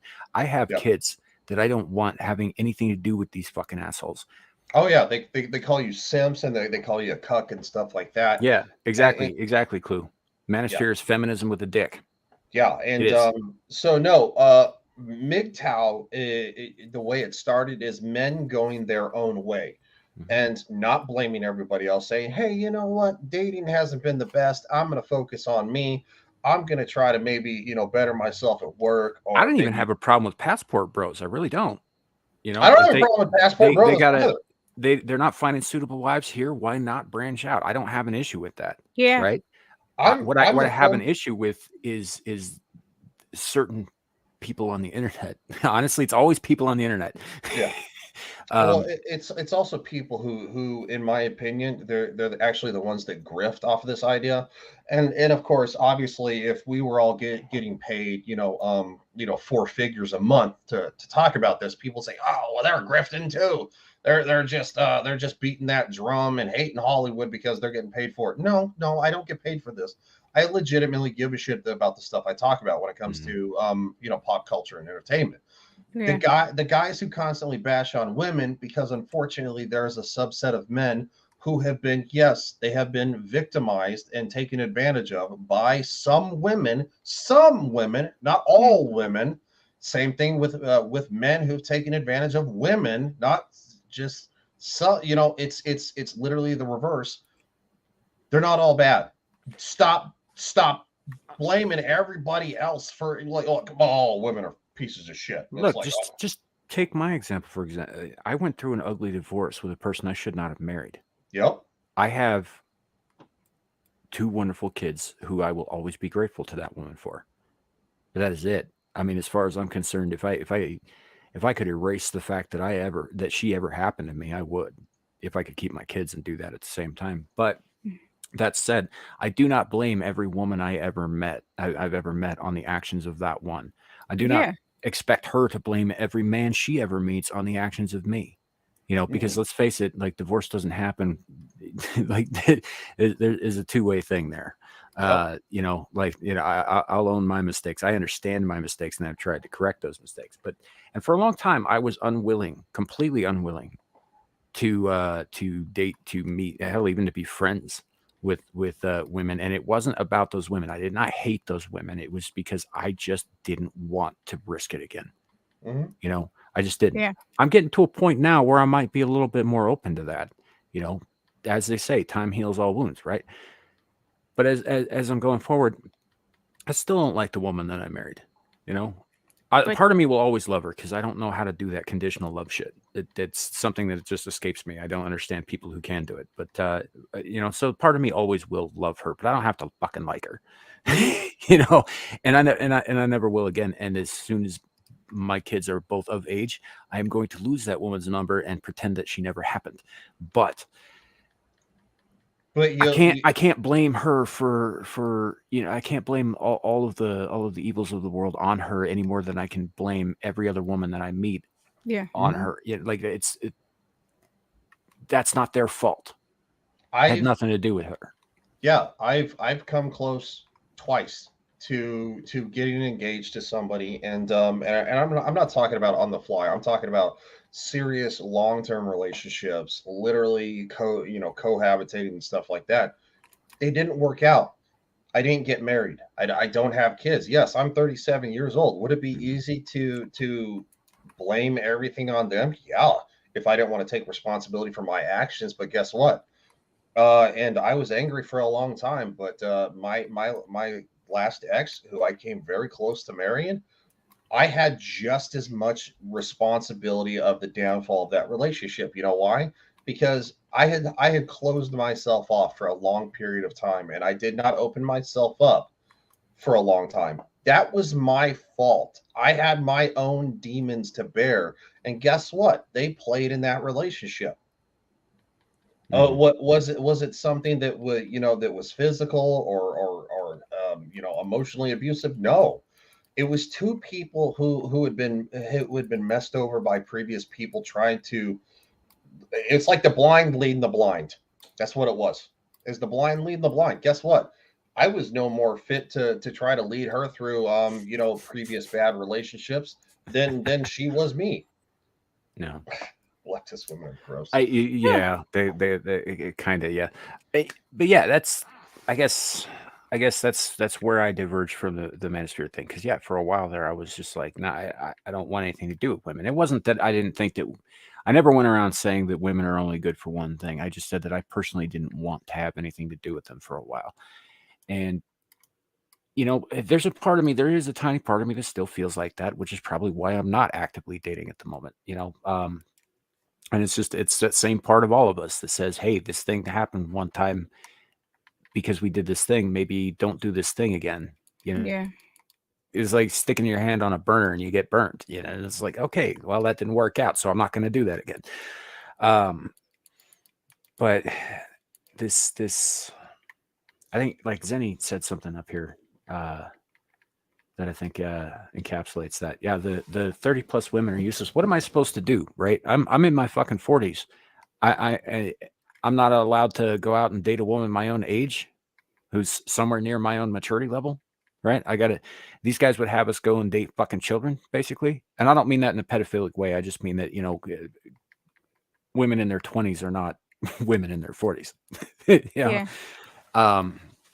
They haven't experienced anything. They don't know anything about life. I get the biological arguments on that. Sure. I understand those.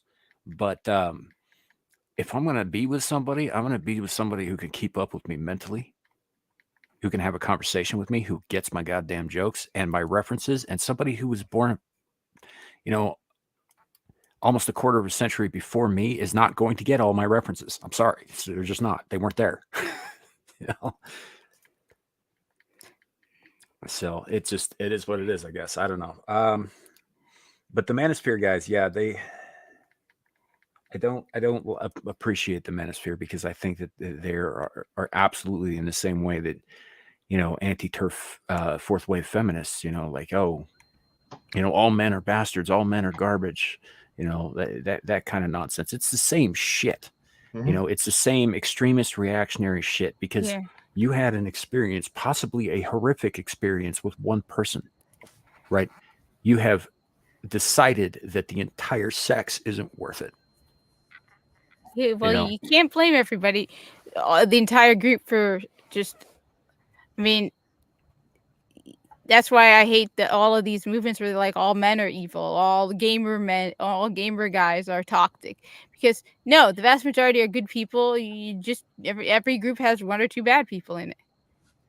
Well, it's also one reason that I can't stand the whole racism, sexism thing. Yeah. Okay, well, guess what? Some white people did a really bad thing a long time ago, and we can't get over it. It's like that's not all we white people. Yeah. Just for the record, by the way, a lot of the other individuals on this planet have benefited from the same style of taking advantage of people. It doesn't mean that everybody who's been a part of that, it doesn't mean that everybody who is in that lineage or whatever is a bad person. You can't blame everything on everybody. It's like at some point, you know what? Even in a situation where, like, you know what, I'm the victim here.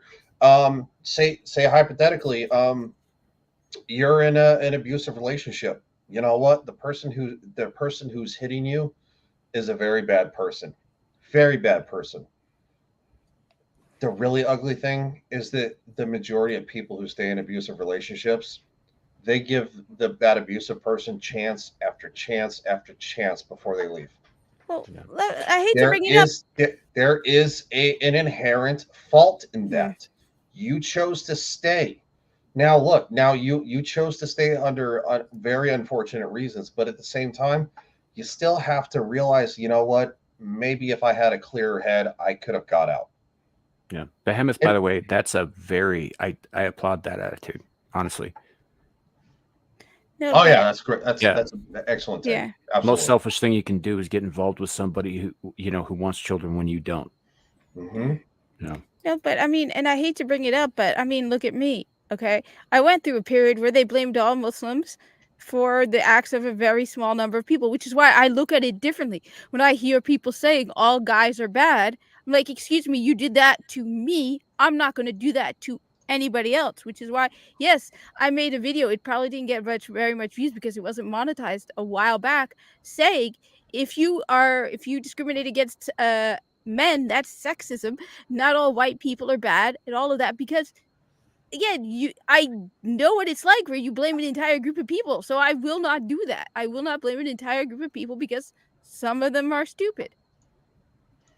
Well, literally something that I've talked to Samuel about. Obviously, most people in our space know that I'm kind of in a hot button situation right now, and it's partly, and I thought I planned very well. Well, guess what? I underestimated my plan, and quite frankly, I'm moving back to Colorado, but I'm doing so on basically a limp, in a sense, because quite frankly, I left my former job with the U.S. government. They owe me tens of thousands of dollars, and I thought they would pay me faster than they did.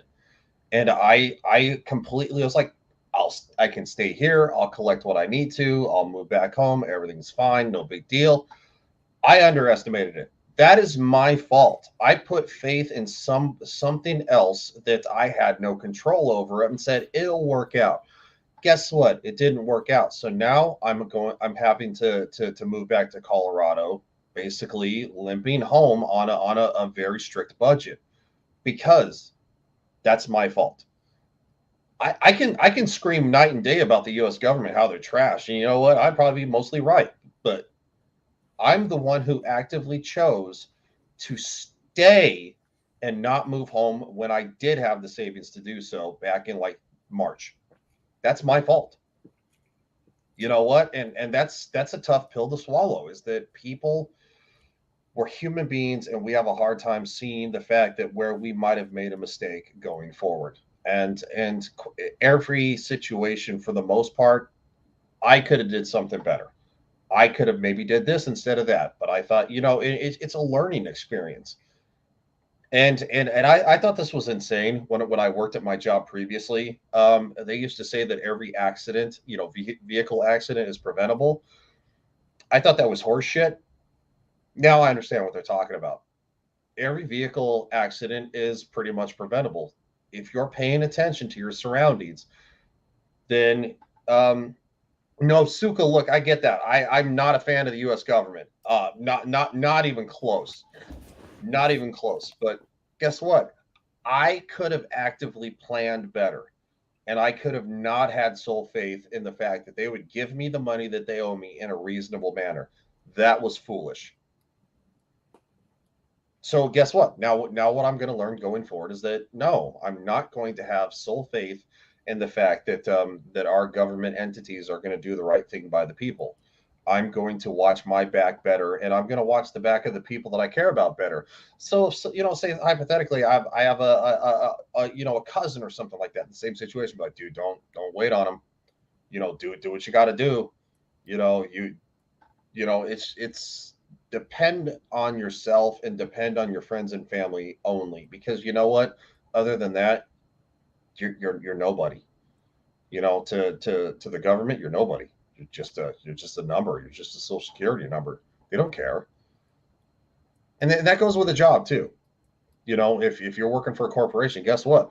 They care if you show up 9 to 5, but they don't care other than that. Yeah. Yeah.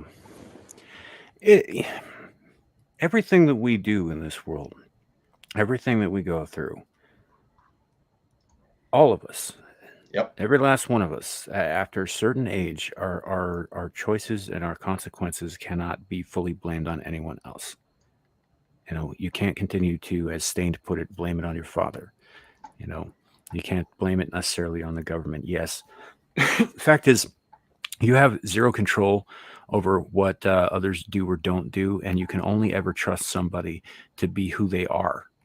Mm-hmm. That's as far as any of that goes. Everything else comes down to the decisions that you make or don't make, which is also making a decision. The actions that you take.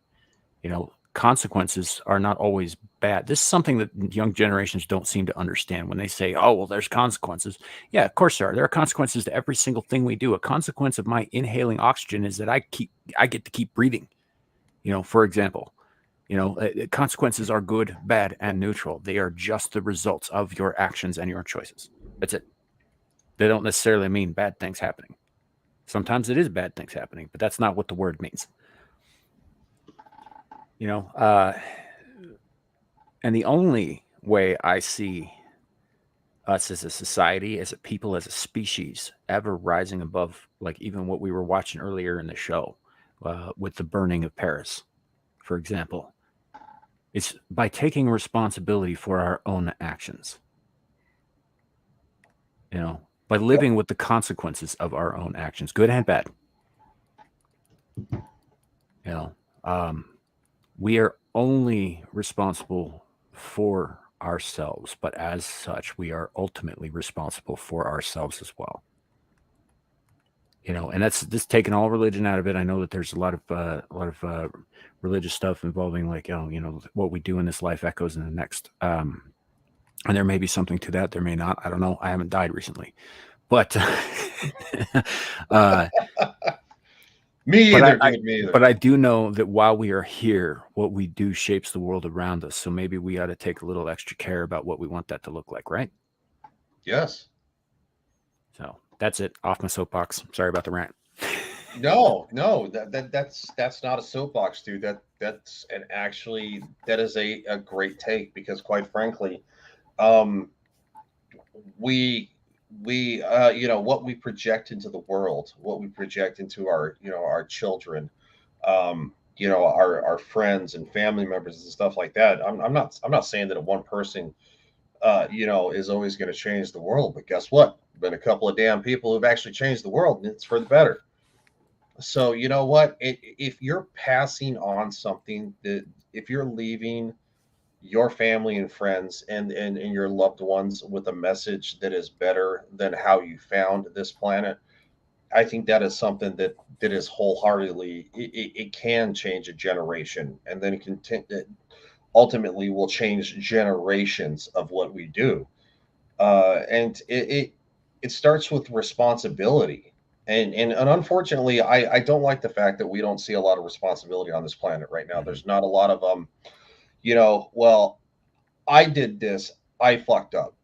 I'm not talking about the hostage videos where it's like, an actor said something stupid, or had like a take that offended people, and they're like, they do these hostage videos where I'm sorry for anyone that I hurt and blah blah blah. No, I'm not talking about that. If you legitimately hurt somebody, like you make their life worse because of a, okay, say hypothetically, as a former alcoholic, I've lashed out at friends and I've had to apologize more than once. You know what? Eventually, friends, after the seventh apology, they get a little tired of it. They're like, dude, what's going on, man? Like, why is this something that it's like it gets old. So eventually you have to literally look in the mirror and say, what am I doing to make this situation better? Well, I'm nothing. I have too much. I get all sensitive and butthurt about something. Hey, maybe somebody didn't who I invited to be on my live stream or something like that. They couldn't make it on a Monday night or a Friday night, or we have a disagreement about two characters on a damn show. Is that a reason to insult somebody? Because guess what? You had a few and you got a little butthurt about it. No, that's not a reason to. It's not a reason to. On the character. Kidding. Yeah, no, it really doesn't. No, it doesn't. I'm joking. I know you are. So no, it eventually you have to look in the mirror and say, what's the common denominator of fucked up in this situation? And you're like, oh, it's me. I'm the one who's constantly apologizing for being a dick. So, you know what? Maybe eliminate and better yourself, and don't be a dick because you eliminated something that was causing you to do so. Yeah. So, Zenny, both of those were better men than I. I know I just went on the soapbox rant about, taking responsibility for yourselves and all that stuff. What I left off of there and what's true about myself, like I know myself pretty well. I am petty and vengeful. If somebody shot me and I didn't die, there'd be hell to pay. Which I would probably reap some pretty hefty consequences for. But I am very, very. The saying that comes from the Bible that Christians like to throw around a lot when it comes to righting certain wrongs, whether it's legal or not. Vengeance is mine, saith the Lord. That one. Yeah, as far as I'm concerned, to hell with them. Vengeance is mine. Forgiveness is between you and the Lord. Well, one of the great things about Islam, you don't have to forgive, and there's always, it's like there's one saying where it's like, there's nothing I fear more. Some guy was saying, I don't remember the exact details, where it's like, there's nothing I feel more than somebody who I treated with injustice because they have, God up behind them. And one of the few things that gives me comfort is knowing that I couldn't do anything against the people who wronged me. But you know what? Come the day of judgment. Yeah. Zenny, look, I'm not saying that that's not a higher ideal to aspire to. I'm saying I'm not there. Which is perfectly fine. Yeah, I am not there. And as far as what I have to do, the only thing I have to do is die. But I get where you're coming from, and I understand that. I'm just saying that is not. I know myself pretty well, and I know my faults as well as my strengths. And one of my faults is that I do not forgive. You know what? And that, in all honesty, is something that is virtuous. The fact that you realize that you don't do that, and you realize that it's something that's, maybe even personally you need to work on. That's not for me to say. It's not my position to judge, because you know what? I carry my own baggage on my back constantly. I've as I said again, I've yelled at family members. I've blown up on friends and chat, text messages and stuff like that, and they're like, "Whoa, dude, what the hell?" And it's like, if when you recognize there's a problem, you can address said problem. And even though forgiveness is not easy, and it took me a long damn time to forgive my ex-girlfriend. It took me longer to forgive the one before that we were close to being engaged. Right. Yeah. It's like Suka's saying here. I remember shit from high school. So do I. I remember shit from much, much earlier than that as well. To be fair, and yes, I'm taking responsibility for the fact that I don't have the capacity for forgiveness in a lot of cases. Like minor things like, somebody runs over my foot with a shopping cart, whatever. That's not something that I'm going to like hold a grudge forever for. Banging my wife while I'm still married to her, though, you're lucky you're still breathing. That's going to be a pretty big one. Yeah. And it's and that sort of thing. Like there are obviously degrees, but in my family, holding grudges is like an Olympic sport, and I'm real good at it. Oh, trust me, mine too. Mine too. Doesn't make them happier people. We don't have family reunions because we all fucking hate each other. Oh, my family still gets together for Christmas. Everybody puts on a smiley face, and for the most part, all the petty like nonsense that everybody like kind of talks crap about each other, it goes away. And that was actually one of the first things I did after I quit my former government job. I didn't have to work for Christmas for the first time in like 11 years, and I actually got to go home for an actual Christmas holiday. And it was good to see all those damn petty people get together and smile and laugh and actually I would say pretend that we love each other, but the truth is that we do, as screwed up as we are. And I think that's probably one of the worst and best parts of families, that we're all screwed up, but yet we still care, we still like each other. No, we still love each other. Clue, fuck that guy.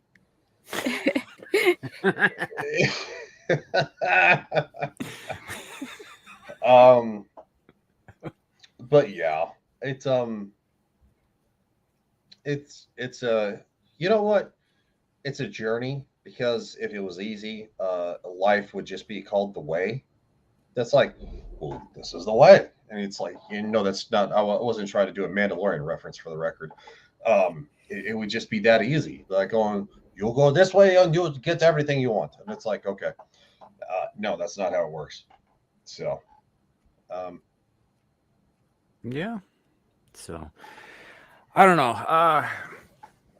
I guess my overall point is that, like, it's better to know I'm borrowing another phrase from a religion I don't practice.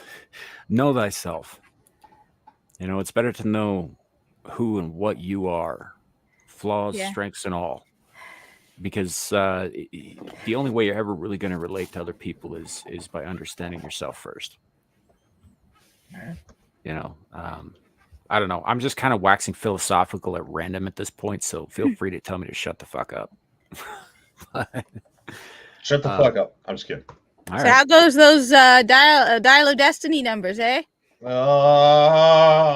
Don't care. I mean, that's all I have to say about that. I don't care. Zillage, let me put it this way. The Witcher Season 3. God. What a horrendous piece why? of shit. All right, well, what? Tell us. You were on the stream last night. You saw. Yeah, and I regret seeing what I saw. Oh, I want to burn my head. It's not. What? No, dude, no, shut the fuck up. Stop. I told you. I literally said on the panel today that I was talking about that song, and there were people last night like going, "Oh my god, why the fuck?" And literally, Shadow is in chat saying, "Do not do it." I'm telling you not to do it because I was there. It's not. Well, it's nice knowing you. Stop. Thank you. Thank you, Samuel. Yes! The first time ever I get kicked. Yes, thank you, Samuel. Dear God, why are you doing this to us? What a bastardization. Yeah, it was worse than Velma. How? That's even possible? Yes. I'm impressed. And it's unanimous, by the way. This only makes sense to people who actually know what you're talking about, Shadow. Again, make references that everybody can understand. If you're going to do it fucking publicly. Finally somebody else says it because he did that to me once on Twitter, right? I've been telling him this for a while now. He'll go and get into it with like fucking Ed Krasenstein or some shit on Twitter and relate it to like some obscure Warhammer 40K reference. Yes! And I'm like, dude, that doesn't make sense unless you know specifically what you're talking about. He quoted something. I posted a picture of like the corpus, and he starts posting some ridiculous song. And I'm like, dude, I have no idea what this is. You're not even saying where it's from. What? Stop doing that. And he's like, no, it's popular. I'm like, dude, no, most of the stuff you reference, nobody plays. No, like he plays the most obscure video games. And then The Witcher is not obscure. No, but some of his quotes, some of his references, you look at him, you're like, where did you get this from? Wasteland 3. I don't know what the fuck M here is. Yeah. I never heard of that before. It's a mirror, by the way. Whatever. Nerd. Yeah. Okay. So Emir is yes. Okay. So Nilfgaard shows up. They're ultimately the bad guys.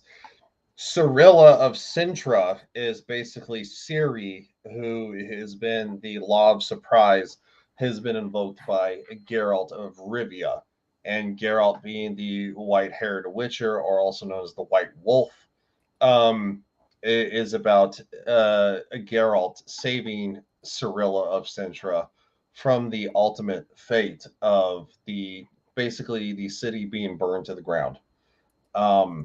So there's that. Yes, Emperor Emir. Yeah, the Flame of the Dance. No, I know.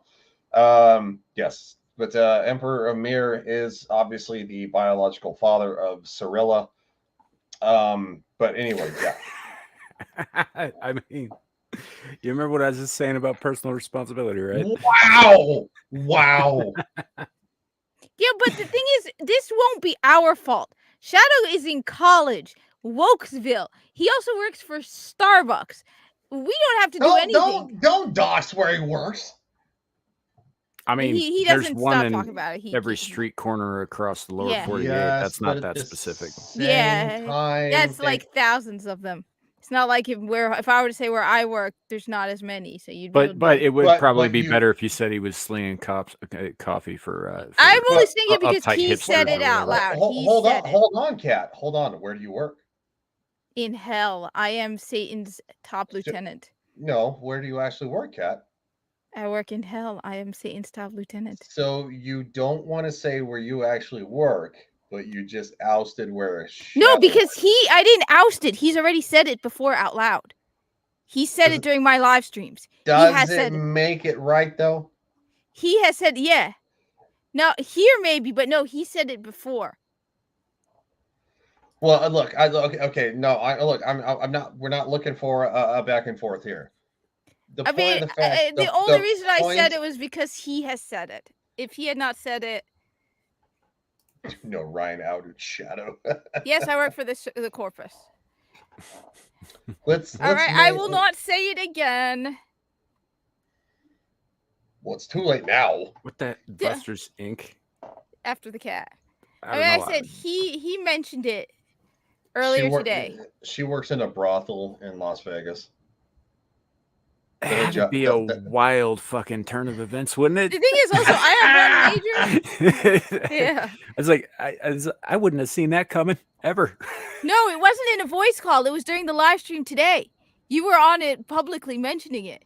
All is not. Yeah, you mentioned As it during the stream today. We were public. You knew that. I'm not fucking around with that song. Picked again. In fact, you were talking about things I won't mention. I won't even mention it because I always private the chat. God, But you were mentioning things about colleagues of yours during the stream in the voice chat. Kat, can I ask, when are you and Shadow getting married? I'm too Probably old when for he him. can grow a beard. Yeah. I'm too old for him. Plus, he's marrying a good Christian girl, and I clearly am not a Christian. I don't know. Y'all fight like it's Oh yeah, going we out of style. fight like crazy, but we also see. I don't know how we. Just. I enjoy fighting with him. Yeah, I'm sure you do. That's called sexual tension. Hey, No, it's not. wanna bring this up real quick before Ryan gets like super gross.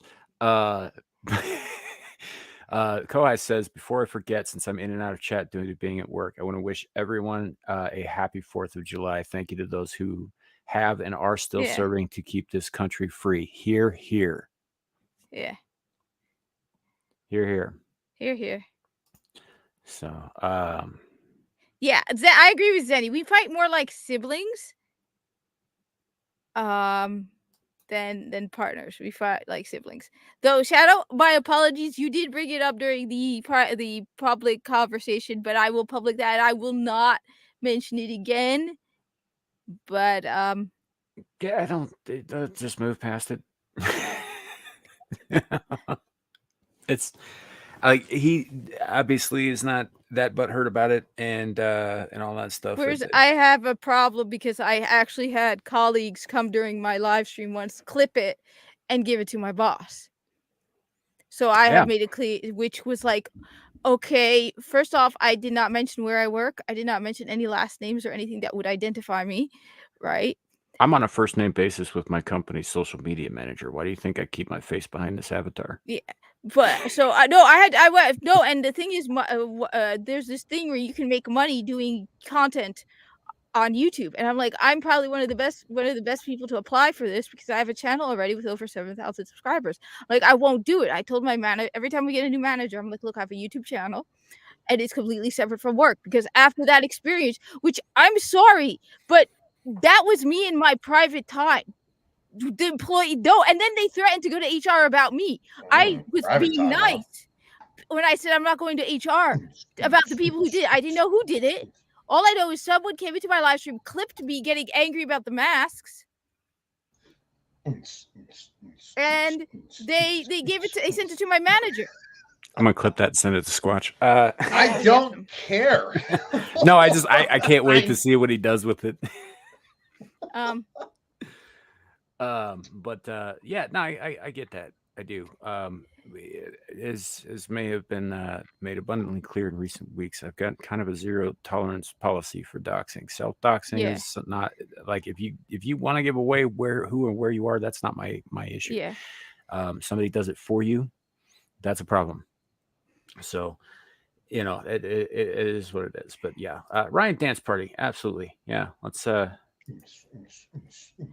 Hey, what about me? Well, I could fix that. What the? I can't dance either. What are you fucking two-stepping? I can't dance either. Know what okay? that is. I'm doing what he's doing. I'm doing what he's doing. You got to roll the shoulders, girl. Roll the shoulders. You gotta get it going. Look at it. Look at it. You got to look like you're having a seizure. Yeah.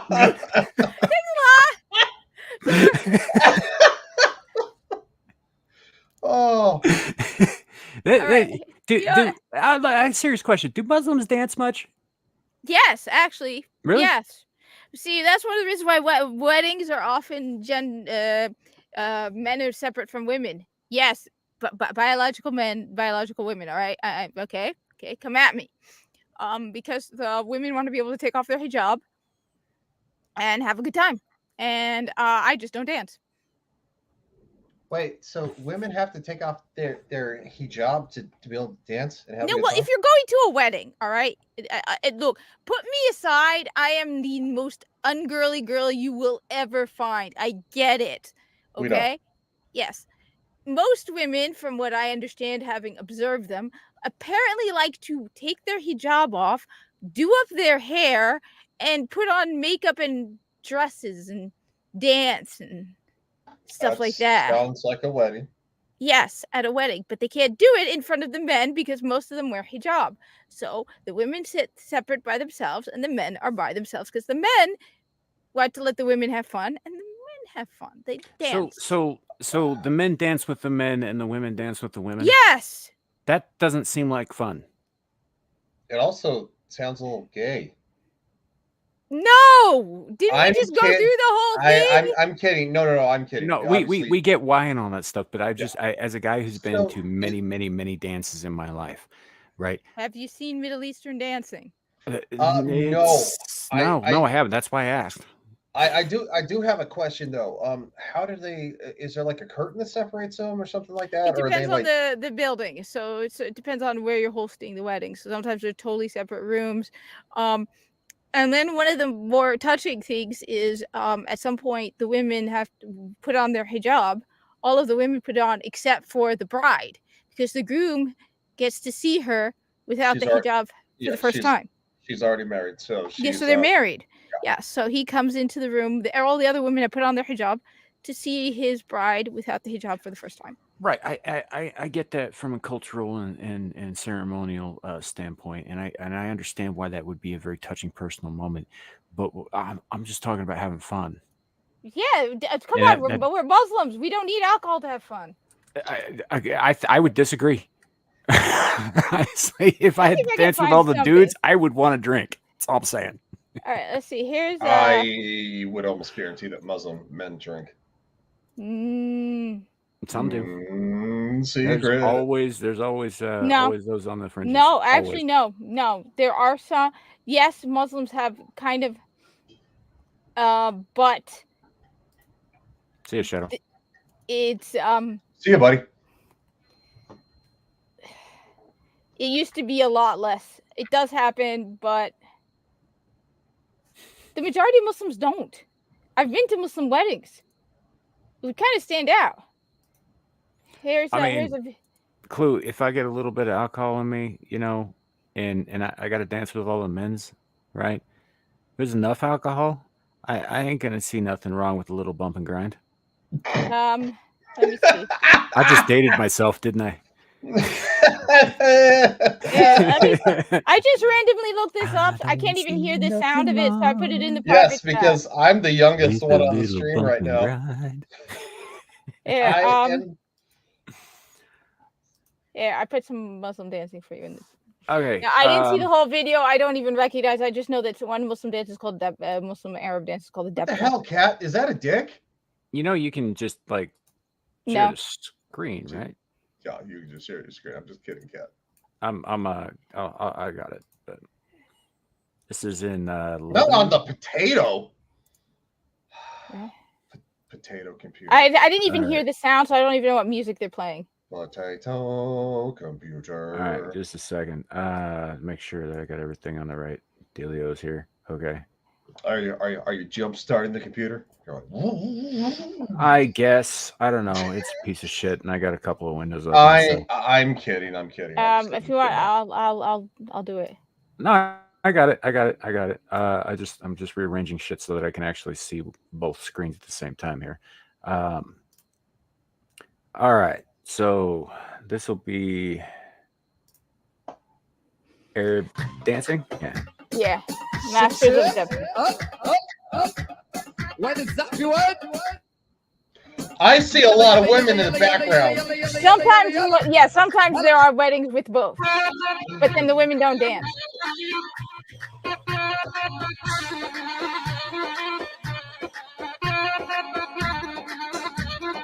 So that's called the Debka.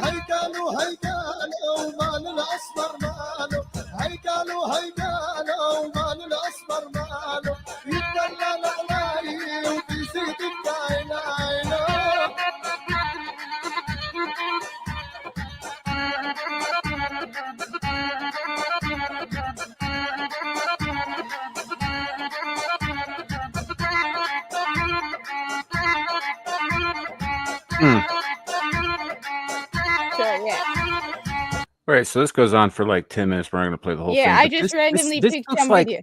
This looks like Latin dancing, but with no chicks. Well, that's one of the things that I noticed with Latin music. It's very similar to Arabic. Like when my boss plays Spanish music, it's very similar to Arabic. Also, obviously, Indian men who, if you watched RRR, they have a cultural dance. Buddy, I've been watching Bollywood since I was, a kid. Yeah. Like, there isn't any such thing as a Bollywood movie that doesn't have a big song and dance number right in the middle of it. No, I know, and that's why. Yes, no offense. Other cultures around the world actually have a cultural dance. No, the United States does not. No, the YMCA does not count. It's the Square reason. dancing is uniquely American. Yeah, they made us learn it in school. Yeah, I know. I went to school in the same era-ish that you did. It's usually when it's really cold outside, they're like, "Oh, we're gonna learn how to square dance. We're gonna play indoor hockey. We're gonna play dodgeball inside." Yes, but no. You know what's awesome about other cultures around the world is that they do have a cultural heritage, you know, for like dancing and stuff like that, and music. And even though maybe us Americans don't necessarily understand it, I'm not going to say for the modern audience that WAP is going to hold up the same. That'd be wet ass pussy, by the way. Well, WAP Yeah, I know. I doesn't love hold Ben. up at all. You're talking like mud flaps, right? No. We're talking, Like- but Ben Shapiro's rendition. Ben Shapiro's rendition is gonna hold up. I don't think so. Oh my God, the Nicki Minaj. I really don't. The back and forth between those two was hysterical. But no. So America is a melting pot, and that's what makes it awesome. Yeah. Is that, Yeah. It is. Carrie, I guess I would have been saying Hispanic since I live in, North America, and most of my experience with Latin dancing comes from my experience with, North, Central, and South American Latin people. there is a difference between So, Spanish yeah. and Hispanic. Yes, I know moshing. Maybe No. mashing. I'm not sure of, but moshing, I definitely am aware. Yeah, no, I don't know what mashing is, but behemoth moshing, I would not say that is actual a cultural dance. That's just. I don't think it was originally invented by Americans either. No, it's. I think believe that's East, Scandinavian. Yeah, and like an East German kind of thing.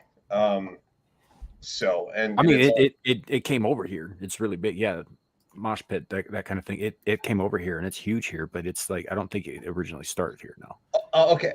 So Americans get accused of not having culture, right? Not having roots. That is very untrue. Now, however, I have a video called "America's Not a Melting Pot." It's salad, Ryan. I disagree. Salad? Salad? I need to watch this. Hold on. Oh, fuck it. Salad. No, I meant Hispanic. My boss is like Dominican, so she play Hispanic music, and it sounds so Arab at times. That's why I love the music so much, because it sounds Arab. See, I don't hear the similar sounding. I just meant the style with which they were dancing seemed very very Latin, except they usually have big dances with women. Did you say Latinx? No, I said Latin. Yeah, you better not say Latinx, or we will be I said blacklisted by Latin, except. Uh-huh. There's a whole word that followed that EX on there. Uh-huh. All right, yeah, you can go back like 30 seconds and find it, because I'm pretty sure that's what I said. And in later news, Samiel the Infamous gets woke by saying he supports Latinx people. I would probably say something like that to piss off some of my Mexican friends, but as a matter of fact, next time Nomi's back on with us, I'm probably going to make a reference to that at some Where point. the fuck is Nomi? She had plans today. She has another hot date. I don't know. I didn't inquire as to what exactly those plans were. So, what I would have said, woman, get back in here and make me a sandwich. I want a sandwich, and since you're a woman, you're supposed to make this. Yeah, but on Twitter, I'm a straight white man, so it doesn't fucking matter. You have a vagina. No, Carrie, I meant Latin, which is what it's referred to here by people who speak English. No. Whoa. I understand that you're drawing a distinction between the Latins of Europe and what is referred to as Latin by English speakers in America, but no, I meant what I said. It's a colloquialism. No. I can identify as whatever the hell I want. If I want you guys to start calling me a fairy, you have to call me a fairy. I thought Samuel was going woke. I feel denied now. All right, you big fucking fairy. God. And I use egg self pronouns. Ugh. just Okay. talking shit, by the way. Carrie, I get it. It's a specific thing, and I know you're a stickler for that sort of thing. But most people who speak casually in this country are not. Yeah. You know. And no, not all fairies are men. Titania, for example. How dare you? Well, I'm not talking about gay people. I'm talking about ethereal beings from another world. Dare you? You know, I don't of know the anymore. My shape brain- changing and children snatching variety. Oh wait, No, I'm just. My brain hurts. Can we just? Hold on, I'm looking for salads. I want to identify as a god, so I can have whatever the hell I want. yeah, Zillage. That was me. Yes. That was me. I in fact, I did it again the other day, trying to prove that point. Like, what you identify does not dictate reality. I thought you were going to identify as a guy. You're like, I want to identify as a guy. And I'm like, you don't really want to. You're all hairy and you don't live as long. Now, well, I identify as Corpus, and my pronouns are prophet. Give me your money. What they don't tell you about people, about men, the reasons that we don't live long are more important than the fact that we don't live as long. The reasons we don't live as long is because we work harder and we play harder. Oh God, that means. We have all the fun in the world, but usually it comes at some cost. And because literally, when you get home from said job, you literally have them going. I just have one question. So does it? Oh, I have like a really, really sick joke that just poor humor joke. Pixies are little cocksuckers. That's all I'm saying about that. So I don't mean that in a gay way. I mean just like fuck pixies. Oh, that was super Fine. gay. I no longer identify as a fairy. You convinced me out of it. Look at the lore sometime, Kat. Look at the lore sometime. I don't care. I identify as the kind of fairy I want to identify as. That doesn't. Yeah, that's not a thing though. Like yeah, you see all these like TikTok what? idiots, and they put on these little like butterfly wings and their little antenna, and they get their little bitty little wand or whatever, and they go like, "Oh, I'm such a fairy." It's fine. You can say that all you want. Traditionally, fairies include things like elves. Elves hunt people. They include things like gremlins. Gremlins destroy things. They include things like Oberon and Titania, the king and queen of the fairies, who are notorious for sending out members of their courts, both seelie and unseelie, the light and dark courts. And the only difference between them is that one of them says they're the good guys. To steal children from unsuspecting people and replace them with smallish fairy types who vaguely look like them. You hear all those stories in the Middle Ages of people like not recognizing their children or drowning their children because they said, that's not my child. Mm-hmm. That's where this comes from. Fairies are not good. They are tricksters. They are liars. They eat people. They hunt people. They steal their children. Yeah, but wait. But my truth. Do you mean fae? The fae? Yeah. Yes. Yeah. Okay. Yeah. No. Because they're. Well, this is kind of brownies, goblins, gremlins, trolls. So the they all come from the world of the fae, the fairies. Yeah, no, yes. I know. Yeah, that's what I was thinking. Okay. Look, I'm just gonna say this right now. I'm yes, just gonna say. But mermaids are terrestrial; they're not fairies. So do with that what you will. I just have to say one thing after our whole conversation about not judging all people. I'm just gonna say this: all Grenier women are bitches. Sorry, they all are, with their stupid whips, grabbing me in midair and throwing. Just all of them. All Grenier women are bitches. Okay. What? I might be playing Warframe at the moment. Ugh. You just said all Grenier women are bitches? Yes. Because all I heard was all women are bitches. I said all Grenier women. Cat. So, yeah. I want to challenge you to play another game for a whole entire week. Nothing but live stream that game. What game? Because you guys made me play Shadow of the Republic, and that game was a team game, and that sucked. The game, you guys made me play Star Wars, that Republic game. Knights of the Old Republic. No, Republic Commando. And I didn't make you play that. And that game was team based, and I had to like order people around and. Yeah. It's tactical, but you also get to shoot stuff at the same time. I don't want tactical. I want to kill everything. Guess what, Kat? So I am going to challenge you right now to play. Let's see, what is a game that would probably torture me? I don't know. I don't remember what Privyet means, but Suka means bitch. So why are we calling shadow names? You know what? When aren't we calling shadow names? I'm gonna actually stand with Carrie on this one. You need to play Fallout 3. Is that Privyet? Am I reading that right? Or it's Privyet. It's on Steam. I don't remember what that first letter is. I don't want to play it on Steam. Oh, hello. Okay. That's right. Well, what do you want to play it on, Kat? How do I get my PS3 to work? Wait, no, let me try the live stream it. What's wrong with your PS3? No, I don't know how to live stream my PS3 with my capture card. Let me see if I have. Carrie said Fallout. I said Fallout, not Fake Out. Yeah, Carrie wants to read it.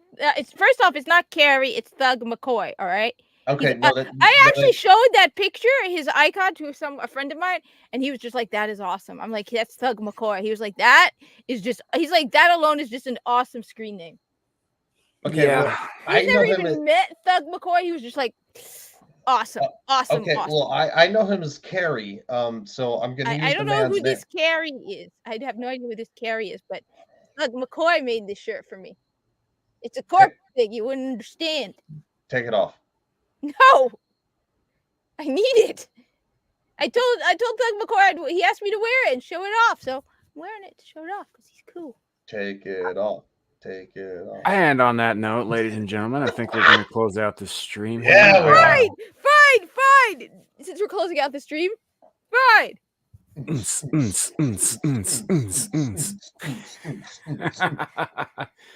Can you manage that without pulling the whole hijab off? There. I knew you guys wanted to see it. Yeah, the muscle woman stripping on camera. She's a good sport. Since I think Ryan, you probably missed the top of the show. The new one. Oh, I gotta show them. Larry gave Kohai a new nickname last night, and she's running with it. Is it? Yeah, the Demon Memer. Yeah. I saw that on Twitter. I was like, who the hell's the Demon? That is Kohai. That is her new profile pic and all that. Also, as a not so gentle reminder, I mean, why choose the lesser evil? You know. Yeah. So let's go around the horn and what horn? I don't see a horn. Fine, no horn. Whatever. What do you got coming up? We'll start with you, Kat. Yes, you. I will live stream tomorrow. I don't know what I will live stream tomorrow. I might live stream Warframe. I might continue Remnant from the Ashes, which is very, very good. I might live stream Animal Crossing and drag Mugsykins into it. I don't know. That's the hardest part about live streaming. Is trying to determine what it is that I will do. Then on Thursday, I don't know. Me and Shadow haven't been able to coordinate, so maybe I'm going to try live streaming more during the week. I don't know. Lover spat, huh? Shadow. Okay. And then Friday is Friday night's Royal Rumble. Mm-hmm. I'm also going to try and see if I can further this whole Diablo 4 thing. Everyone says it's amazing. Yeah. Continue. Don't mind me.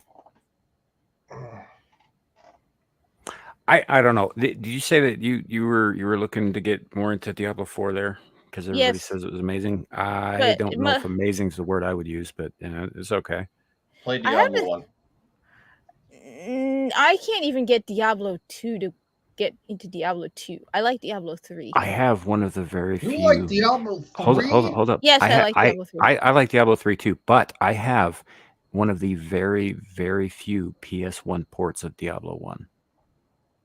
Can't you just buy it on the game shop? Well, at the time, no, it was impossible to get. They only made like 10,000 copies. Oh. And one of them ended up in my house at some point, and I still have it. Somehow. I don't actually know because a lot of people went in and out of that house. It was one of those houses.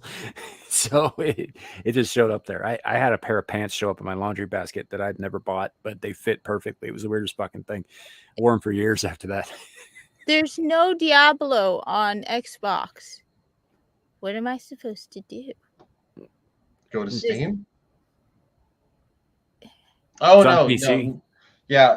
Okay. So, you can actually go to battle.net, download the installer. Yeah. You can get StarCraft, Diablo. Yeah, I know which one. Activision. I actually have an account because originally Destiny 2 came out under Activision, and when Destiny 2 came out as a PC port, you had to have an Activision Blizzard account because Activision published Destiny 2. When Bungie did the mistake of leaving Activision because Activision put a flame under their asses and made them actually do something. And apparently they learned well about monetization though from Activision. They eventually moved Destiny 2 to Steam. You didn't know that, did you?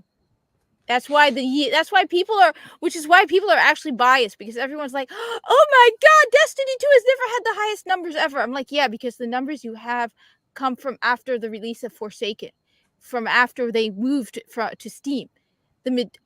I bet you if you were to look at the original starting numbers for Destiny 2, they were a lot higher than they are now. Because all my friends at work were playing it. You walk into a GameStop, they had displays for Destiny 2. Now there's nothing. Nobody ever talks about it. I feel like my soul is leaving my body. Why is your soul leaving your body? No reason. But yes, no, I have an Activision account. That sounds painful though. It's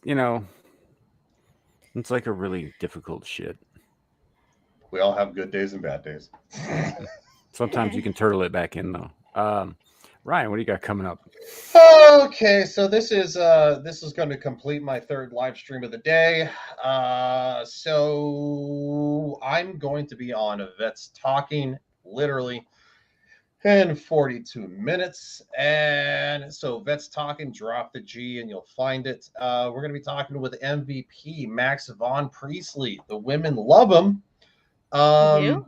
I don't love him. I have no idea who he is. Why would I love him? Said the women, not the woman. Yeah, well, I'm among the women. Yes, but you are when not. I'm on Twitter. When I'm on Twitter, I'm among the men. General statement, Cat. Christ. I don't know. I'm the only woman representative here, so I have to argue. Yeah, it's because the other one had better things to do than. Well, if Nomi was here, she would be. Never mind. I'm not going to say. Nomi's the reason, actually, I know who Max Von Priestley is. Yeah. Thank you, Shadow.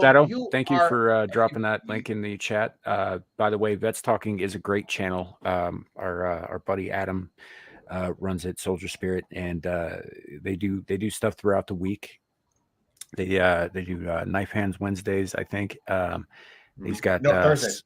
Is it Thursdays? Not it is Thursdays. That's right. Yeah. They do Knife Hands Thursdays where it's solely vets on the panel. They got Skinemax Saturdays where they have a variety of panelists and guests, and it's, if you're familiar with Dermy Wormy, it's kind of like that, but less gay.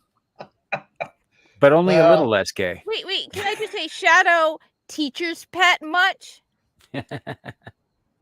Posting the link. He's a mod. Yeah, but I had to say He's just doing his mod duty. Cat, when are you going to climb onto the Cougar bandwagon and just take that kid for yourself? Oh.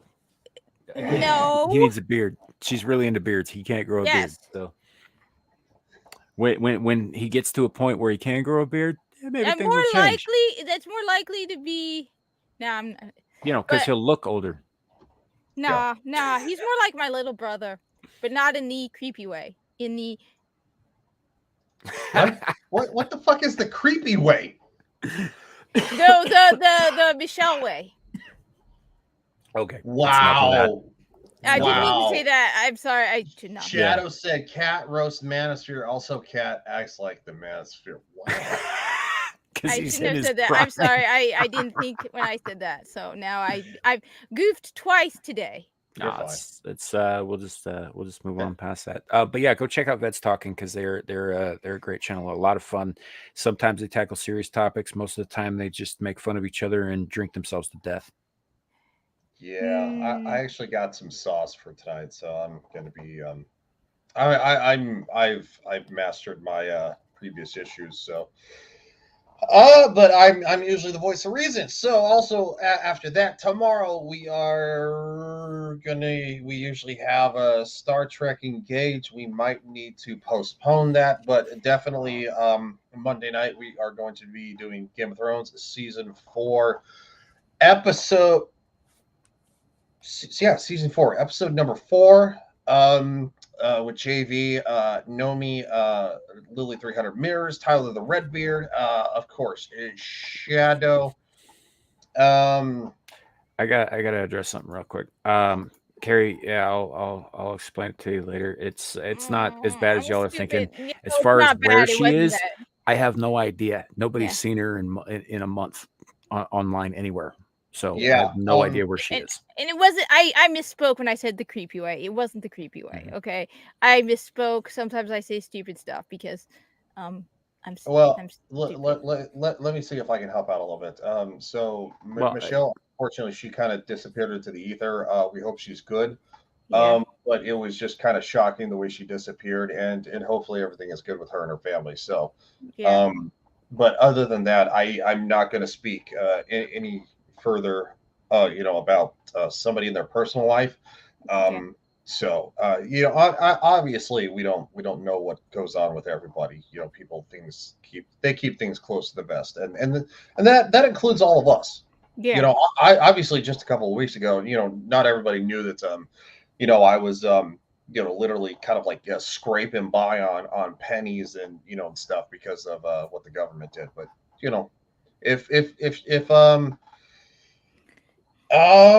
I don't know anything about that. I'll say that's I do. I was there. Okay, well, Yeah. you know what? Hopefully she's just taking a break because sometimes you need a break from the internet. It's a crazy place. Yeah. Honestly, yeah, I get that, because she was nice. I'm just hoping that honestly she took some advice and is focusing more on her family than online life is all. And I was stupid. I didn't say what I meant. I was kind of, like I said, I put my foot in my mouth a lot, if you haven't noticed at this point. I mean, Strive hasn't come back, which he wasn't in the live stream. He didn't even say good morning to my desk during my Zer video. Because I don't mind. Makes her happy. Mm-hmm. Yeah. Long story short, we don't want to speculate if obviously if she were to pop up like in my chat for like Monday night or something like that, I would say, hey, how you doing? Because she's been on my Monday streams in the chat more than once. Yeah. Let me put it this way. She says she treats Shadow in the nice way. I treat him in the bad, annoying older sister who would want to smack him in the head every time. Whereas Michelle would give him cookies. I'm more I will smack Shadow the moment I ever meet him in person with a stick. It is what it is. Michelle disappeared of her own accord. We don't know where she is. Nobody's heard from her in some time. So hopefully she's healthy and happy wherever she's at. Family's more important. That's all that matters. And that's all that needs to be said. So we're not going to speculate more than that. That's not our job. That said, we're just covering your Vets Talking and possibly Star Trek tomorrow. Possibly, one of our red shirts fell by the wayside, so we might be dealing with that.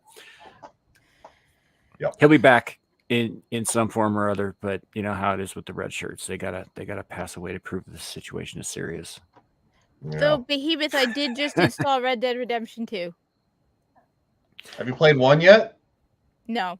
Play 1 first. Why? Make me. Because it's Red Dead Redemption. Yeah. It's the first game.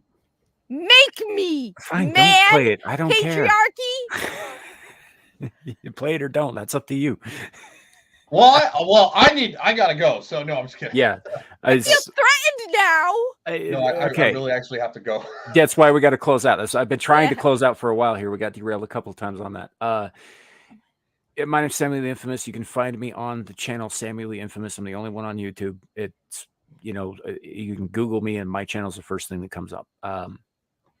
It's fine. You find me here every Saturday. Next Saturday, you're going to want to be here next Saturday. We have Corin Nemec coming on as a guest to talk with us about WEF, about all that fun stuff adjacent to that. So that'll be a good show. We may or may not have Star Trek Engage tomorrow. It kind of depends on how things work out. We're going to work that out after the show. Then we'll see you back here for Abyssal Musings on Friday, and I may pop up elsewhere. I do believe that also Amira is planning a show tomorrow as well. So on Lioness Exiled, which I also work on that channel. That said, that is all my plugging. Are we all done plugging stuff, plugging away? Yeah, let's do it. All right. Have a great night, everybody. Thank you all for being here. And remember, YouTube, it could always be worse. It could be raining flaming cobras.